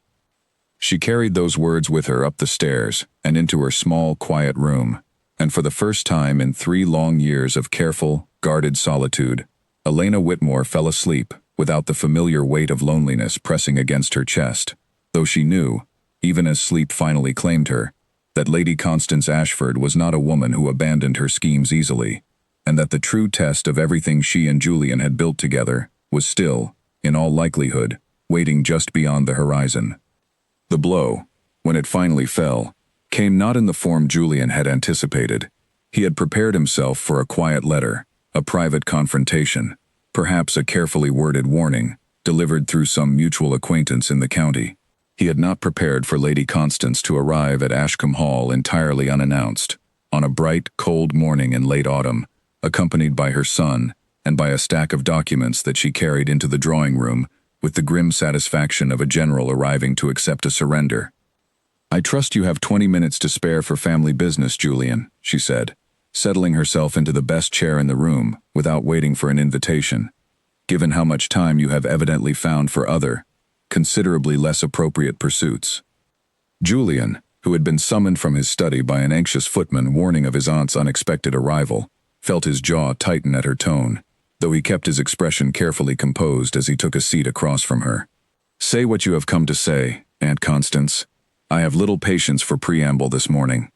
"Very well." Lady Constance withdrew a folded document from among her papers and set it on the small table between them. "I have here a full accounting of the circumstances surrounding the dismissal of one Edmund Whitmore from his position, tutoring Baron Ellsworth's sons, some 15 years past, along with several sworn statements from persons who recall the scandal quite clearly, and a letter from Baron Ellsworth's own solicitor, confirming the essential details. I believe you will find the reading considerably illuminating regarding the character and background of the woman you have permitted to educate my great-niece and great-nephew, and with whom, according to no small amount of household gossip, you have grown rather more intimately acquainted than propriety allows." Julian did not touch the document. "I am already familiar with the full circumstances of Mr. Whitmore's dismissal, Aunt Constance. Miss Whitmore told me the entire story herself, some days ago, before your investigator's report could reach either of us." For the first time since her arrival, something like surprise flickered across Lady Constance's composed features. "She told you herself?" "She did. Her father taught the daughter of his employer alongside his sons, believing, as I do, that a young woman's mind deserves the same cultivation as a young man's.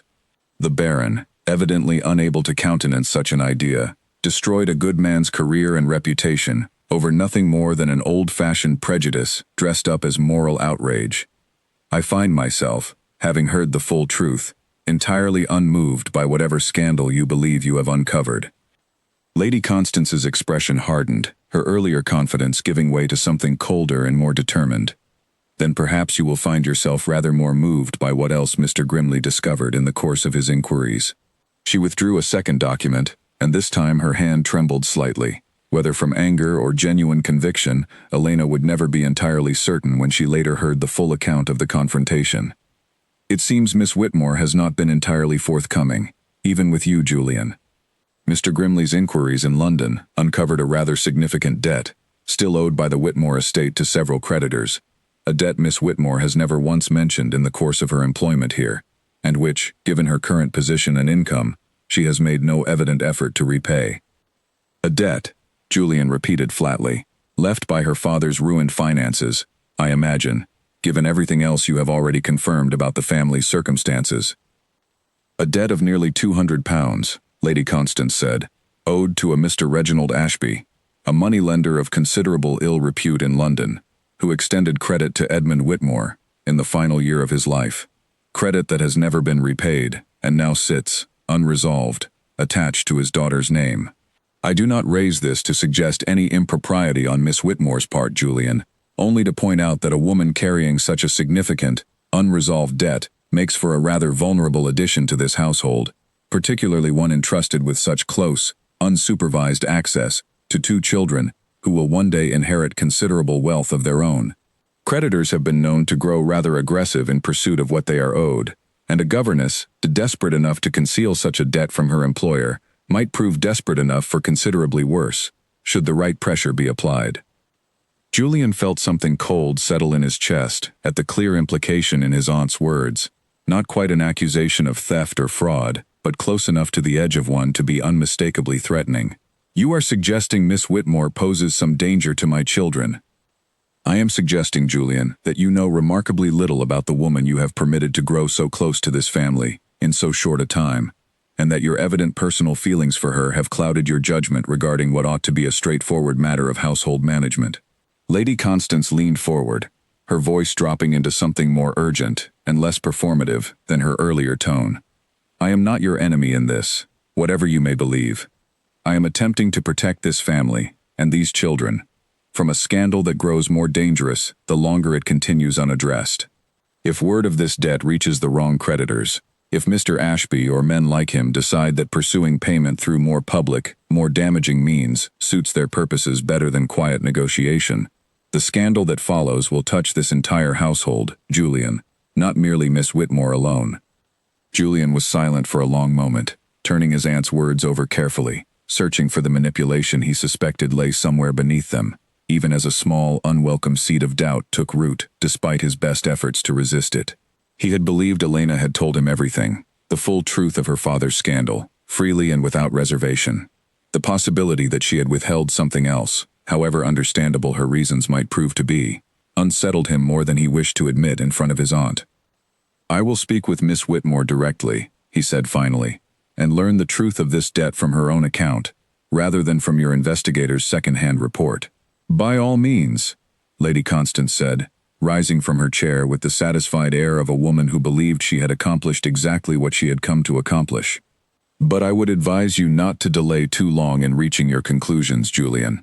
I intend to write to several members of the family council within the week, regarding my concerns for the children's welfare under the current arrangement. Whatever you decide regarding your personal feelings for the governess, I trust you understand that the guardianship of Henry and Beatrice remains a matter of considerable importance to this entire family, and not one I intend to allow you to mishandle purely for the sake of an infatuation, however genuinely felt." She left soon after, Percival trailing silently behind her, with an expression that gave away nothing of his own thoughts on the matter. And Julian stood alone in the drawing room for a long while afterward, the unsigned documents still sitting untouched on the small table before him, his mind churning with doubt and anger, and a growing, uncomfortable uncertainty about what, precisely, he intended to say to Elena when he finally sought her out. He found her in the nursery, helping Beatrice with a needlework sampler while Henry worked through a page of arithmetic at the small schoolroom table. And something in his expression must have betrayed the gravity of what had just transpired downstairs, because Elena set aside her needle immediately and rose to meet him, her own expression shifting quickly from warmth to concern. "Julian, what has happened?" "My aunt was here," he said, keeping his voice carefully neutral for the children's sake, though Elena's face paled at the words regardless. "She brought new information, Elena, regarding a debt attached to your father's estate, nearly £200, owed to a moneylender in London. She suggests you have concealed this from me deliberately." Elena's expression shifted, something between guilt and weary resignation settling over her features, and Julian felt his heart sink at the confirmation, however small, that his aunt's claims had not been entirely fabricated. "May we speak privately?" Elena said quietly, glancing toward the children, away from small ears that need not concern themselves with adult troubles. Julian nodded, and together they moved into the small adjoining schoolroom office, closing the door carefully behind them, and Elena stood for a long moment, gathering herself before she finally spoke. "The debt is real," she admitted.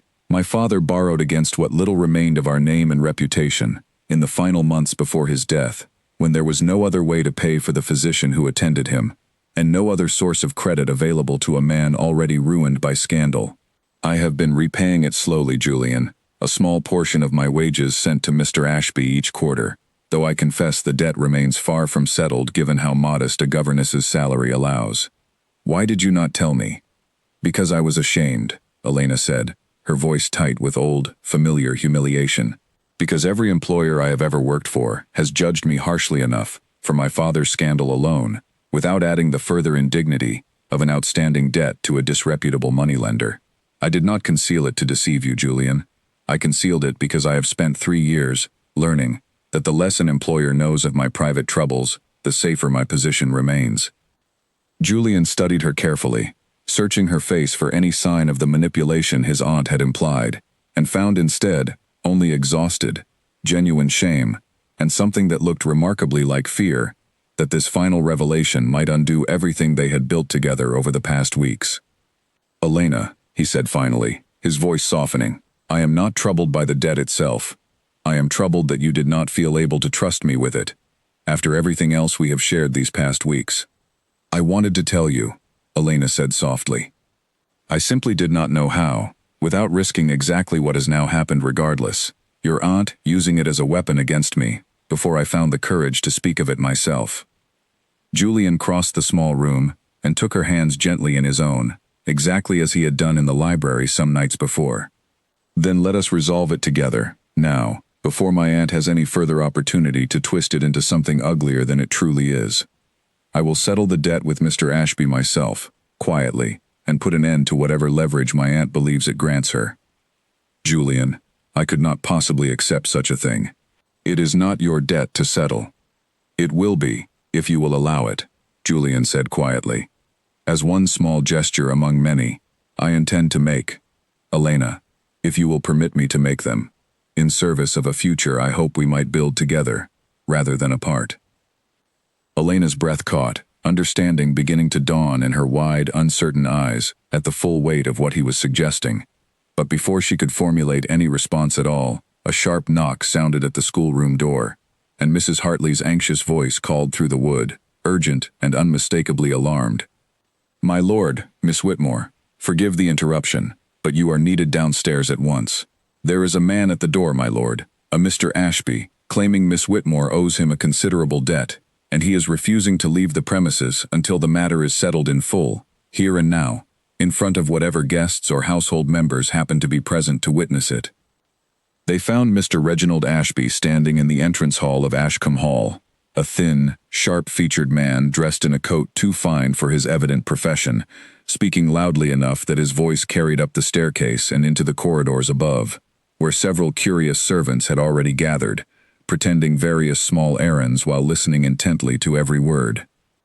£200, Ashby was saying, to the visibly flustered footman, attempting to convince him to wait quietly in a side room. Owed to me by the estate of one Edmund Whitmore, deceased, and inherited by his daughter, who I understand is currently employed in this very household. I have been more than patient these past 3 years, and my patience, sir, has finally reached its natural conclusion. Mr. Ashby, Julian's voice cut across the hall with cold, commanding authority as he descended the final steps, Elena close behind him, her face pale but composed. I am the Earl of Rathmore. Perhaps you would care to explain why you have chosen to press a private financial matter in such a public and disruptive manner, rather than through the ordinary correspondence such matters typically require. Ashby turned, and something in his expression, a brief flicker of uncertainty quickly masked by practiced bluster, caught Elena's attention immediately. This was not, she realized with sudden clarity, the manner of a man who had simply grown impatient after years of quiet, unsuccessful correspondence. This was the manner of a man performing for an audience, saying words rehearsed in advance for maximum effect. My lord, Ashby said, with a shallow, insincere bow, I mean no disrespect to your household, but a debt is a debt, and I have creditors of my own to satisfy. When a gentleman approached me only yesterday, offering to cover my traveling expenses if I would simply come and settle the matter directly and publicly, in person, I confess I saw little reason to refuse so generous an arrangement. The hall went very still. Julian's expression, already cold, hardened further into something dangerous. A gentleman offered to pay your traveling expenses to come here. He did, my lord. A Mr. Percival Ashford, I believe he called himself, seemed most concerned that the matter be settled properly, and most insistent that I arrive today. and that I make the debt known as widely and as publicly as possible while I was here." Ashby's expression shifted, some dawning realization creeping into his features as he took in the sudden tension in the hall around him, the flustered servants, the pale, silent governess standing behind the visibly furious Earl. "I begin to suspect, my lord, that I have perhaps been made an unwitting participant in some family quarrel, rather than a simple matter of debt collection." "You suspect correctly," Julian said grimly. He turned to the nearest footman. "Take Mr. Ashby to my study, and see that he is comfortable. I will settle the debt in full within the hour, along with whatever additional compensation is required for the inconvenience of this journey. Miss Whitmore, if you would join me." Elena followed him into the study, her mind racing through the implications of what had just been revealed. Percival Ashford had not merely permitted the debt to become known through his mother's investigation, he had actively orchestrated a public confrontation, paying a stranger to arrive at Ashcombe Hall and create precisely the kind of scandalous scene most likely to damage both Elena's reputation and Julian's judgment in the eyes of the household and, in time, the wider county. "This was not merely your aunt's doing," Elena said quietly, once the study door had closed behind them. "Your cousin arranged this himself." "So it would seem." Julian's expression was grim, though beneath the anger, Elena could see something that looked almost like relief, the relief of a man finally seeing his family's scheme laid bare in a manner too obvious to dismiss or excuse. "My aunt at least believes, however wrongly, that she acts from genuine concern for the family's reputation and the children's welfare. Percival, it seems, cares for nothing beyond his own ambition. What will you do?" Julian was quiet for a long moment, staring out the study window with an expression of coiled, deliberate calculation Elena had not seen from him before. Not the cold detachment of their first meetings, but something sharper and more purposeful.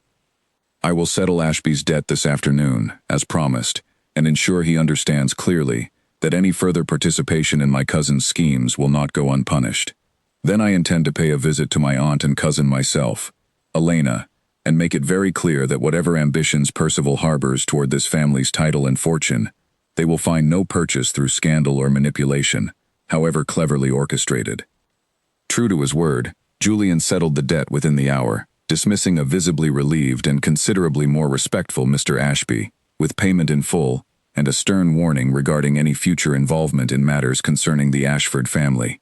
By late afternoon, he had ordered his carriage prepared, and Elena watched from the nursery window as it departed down the long gravel drive toward Lady Constance's estate, her stomach tight with anxious anticipation of whatever confrontation awaited him there.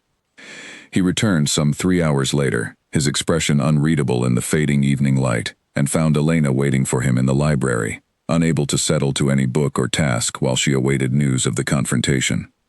He sat heavily in his usual chair, and for a long moment simply looked at her, something complicated moving behind his tired eyes. "Tell me," Elena said softly. "My cousin denied everything. At first," Julian said, "claimed complete ignorance of any arrangement with Mr. Ashby, suggested I had perhaps been deceived by a clever confidence trickster, attempting to extract further money from this family, under false pretenses. My aunt, to her credit, seemed genuinely uncertain whether to believe him, though I suspect that uncertainty stemmed more from concern over what his exposure might mean for her own plans, than from any real doubt regarding his guilt. But you did not believe his denial." "I did not, and I told him so, plainly, in front of my aunt. I informed them both that I had already secured a written statement from Mr. Ashby, confirming the payment and the specific instructions given regarding the timing and manner of his arrival at Ashcombe Hall, and that I intended to share this statement with the full family council, should either of them make any further attempt to interfere in matters concerning my household, my guardianship of Henry and Beatrice, or my personal associations." Julian's expression darkened further. Percival's composure cracked considerably once he understood I possessed evidence beyond his own word against Ashby's. He grew rather less confident in his denials after that. Did he confess? Not in so many words.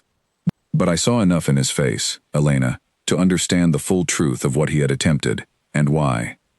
He believes, as does my aunt, that the family title should have passed through a different branch of the family entirely, one closer to his mother's own connections. He saw in this scandal an opportunity to discredit my judgment sufficiently to challenge my guardianship of the children, and perhaps, in time, my broader stewardship of the estate itself.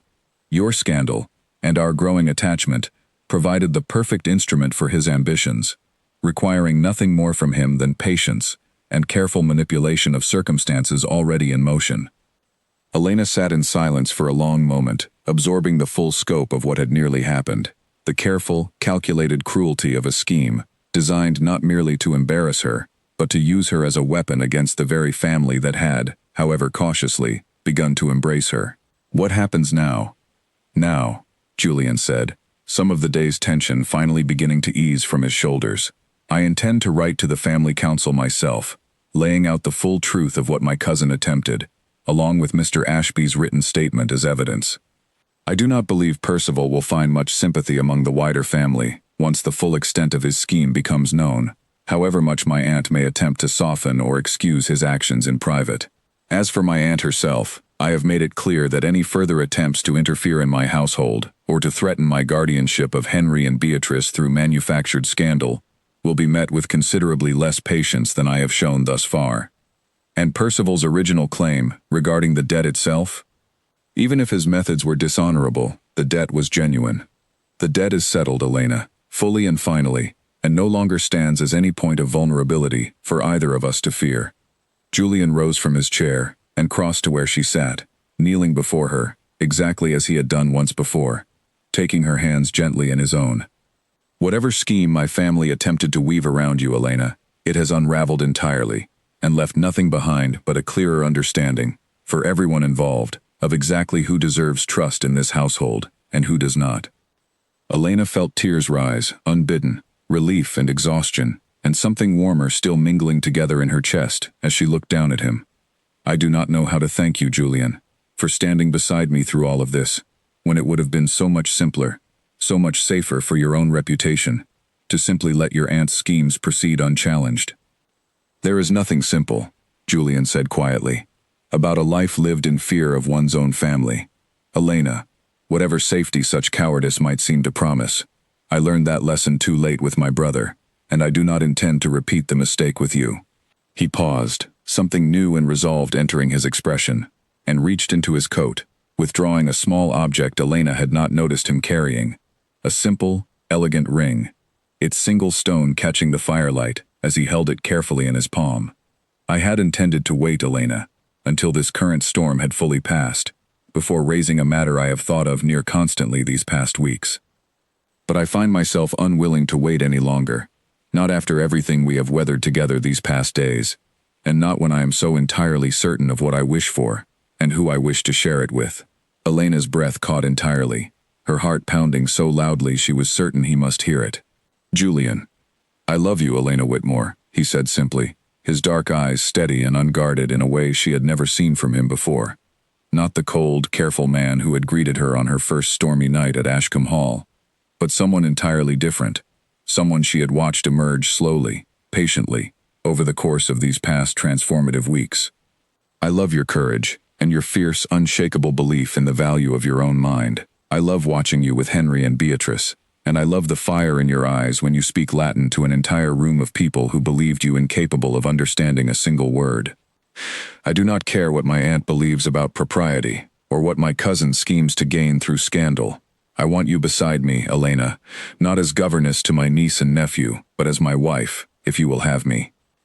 Elena stared down at him, at the ring catching firelight in his outstretched palm, and felt 3 years of careful, guarded loneliness finally, completely dissolve beneath the overwhelming force of everything she felt for this man, this house, this fragile, hard-won family she had somehow, against every careful instinct she once possessed, come to love with her whole heart. Yes, she said, her voice breaking on the single word, tears spilling freely down her cheeks now. Yes, Julian, I will have you, and gladly, and with a whole heart I did not believe myself capable of offering anyone again. He rose then, drawing her up into his arms, and for a long, suspended moment they simply held each other in the firelit quiet of the library. 3 years of careful survival, and 3 months of unexpected transformation, finally converging into something neither of them had dared to hope for, when Elena's carriage first rattled through the iron gates of Ashcombe Hall, on that dark, storm-swept night. They did not yet know that Lady Constance, humiliated and furious at her son's exposed schemes, would spend one final desperate week attempting to salvage what remained of her influence over the family, nor that Percival, cornered and increasingly reckless, would make one last, more dangerous attempt to destroy what Julian and Elena had built together before the family council could formally strip him of whatever standing his failed scheme had cost him. They knew only, in this quiet, firelit moment, that whatever storms remained ahead, they would face them together, and that nothing Lady Constance or her ambitious son could manufacture would ever again have the power to divide them. News of the engagement spread through Ashcombe Hall within a single day, carried first by Mrs. Hartley's delighted tears, and then, with considerably more volume, by Henry, who announced the matter to every servant he encountered, with the pride of a boy who felt personally responsible for the happy outcome. Beatrice, when told, simply wrapped her arms around Elena's waist and held on for a long, wordless moment, and Elena understood, in that quiet embrace, that whatever remained ahead, this family had already claimed her as fully its own. Lady Constance Ashford did not accept the news gracefully. She wrote a series of increasingly desperate letters over the following days, first attempting to appeal to Julian's sense of family duty, then, when that approach failed entirely, resorting to thinly veiled threats regarding what further scandal she might yet uncover, or manufacture, if the engagement were not quietly dissolved. Julian answered each letter with the same calm, unwavering resolve, informing his aunt that the family council had already received his full account of Percival's scheme with Mr. Ashby, along with the solicitor's written confirmation of events, and that any further attempt to interfere would be met with the full weight of whatever legal and social consequences such interference deserved. It was Percival himself who made the final, most reckless attempt to salvage his failing ambitions, arriving at Ashcombe Hall unannounced one bitter cold evening, some 10 days after the engagement had been announced, demanding to speak with Julian alone. Elena, informed of his arrival by an anxious Mrs. Hartley, insisted on being present for the conversation, and Julian, understanding her reasons well enough not to argue, allowed her to join him in the study where Percival waited, pacing with barely contained agitation. "You have ruined me," Percival said without preamble, the moment Julian and Elena entered the room. "The family council has stripped me of any future claim to influence over this estate. My mother's standing among the family has been thoroughly damaged, and you, cousin, sit here entirely unbothered, having lost nothing at all, while gaining, apparently, a devoted wife and the sympathy of the entire county." "You engineered your own downfall, Percival," Julian said evenly, "the moment you decided to bribe a stranger into staging a public humiliation for two innocent people who had done nothing to deserve your ambition's collateral damage. I take no pleasure in your losses, but I feel considerably less guilt over them than you evidently believe I should." "I have a letter," Percival said, his voice taking on a desperate, dangerous edge that made Elena's pulse quicken with sudden alarm. "A letter I obtained some weeks ago, written in Miss Whitmore's own hand, addressed to a gentleman in London, whose name I believe you would find considerably interesting, cousin, given the intimate nature of its contents." Elena felt the blood drain from her face, though her mind raced quickly through every letter she had written in recent months, unable to imagine what Percival could possibly have discovered that might be twisted into something scandalous. "I have written no letter of an intimate nature to any gentleman, Mr. Ashford, and I would ask you to produce whatever forgery you have apparently constructed, rather than continuing to make baseless accusations." Something flickered across Percival's face, a brief flash of uncertainty that told Elena, with sudden clarity, that her guess had struck precisely true. "You claim it as a forgery?" "I claim I have written nothing of the kind, and I invite you to produce it immediately, so that its falseness may be established beyond any doubt, in front of witnesses." Elena's voice had steadied, some of her old, fierce composure returning as she recognized the desperate bluff for exactly what it was. "You have already been exposed for one elaborate scheme, Mr. Ashford. I do not believe you possess either the resources or the credibility remaining to construct a second one convincingly enough to matter." Percival's composure finally cracked entirely, his desperate bravado giving way to something closer to panic, as he realized how thoroughly his final gambit had failed before it had even properly begun. "There is no letter," he admitted finally, his voice tight with humiliation. "I hoped merely to frighten you into abandoning the engagement before I was forced to admit as much." It seems I have failed at that, as thoroughly as I failed at everything else."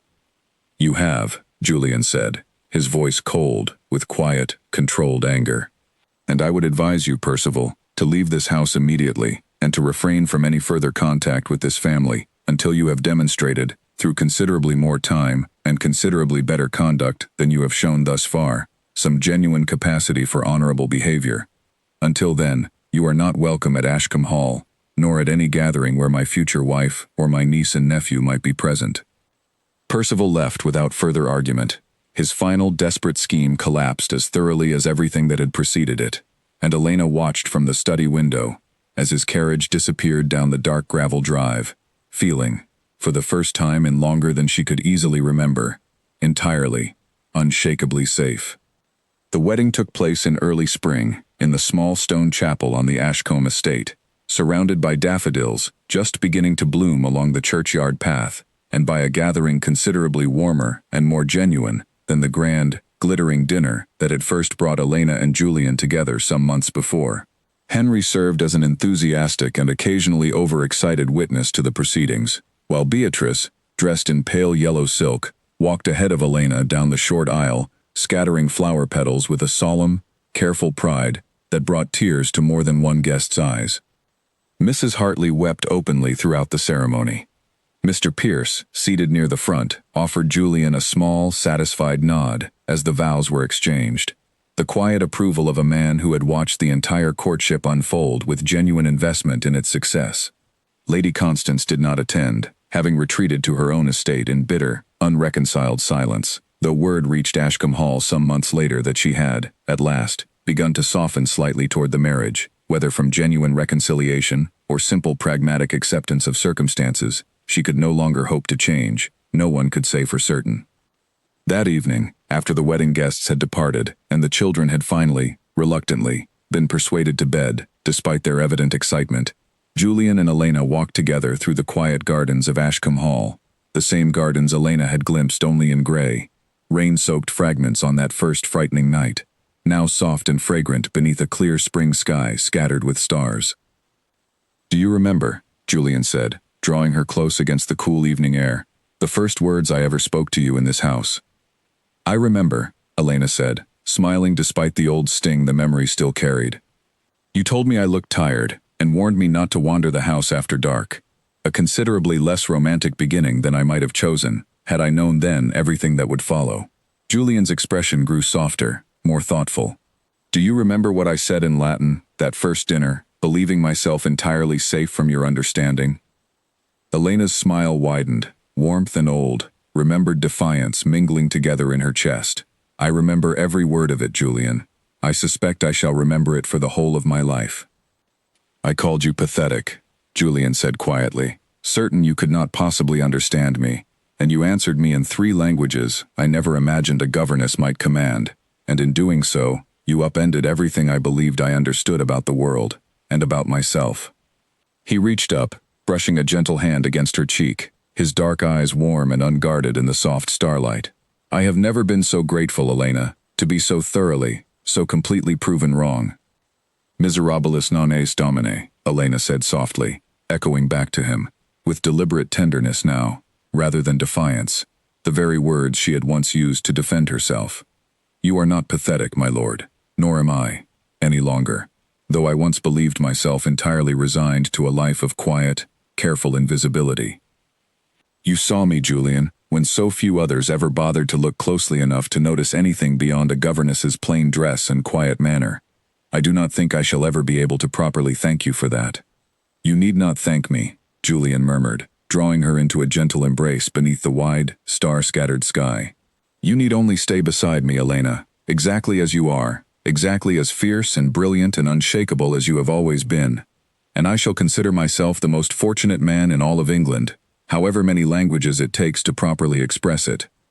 Somewhere above them, the first owl of the evening called softly across the quiet gardens, and Elena, standing in the circle of her husband's arms, beneath the same dark sky that had once seemed so frightening on her first stormy arrival at Ashcombe Hall, felt, at last, entirely and unshakably home.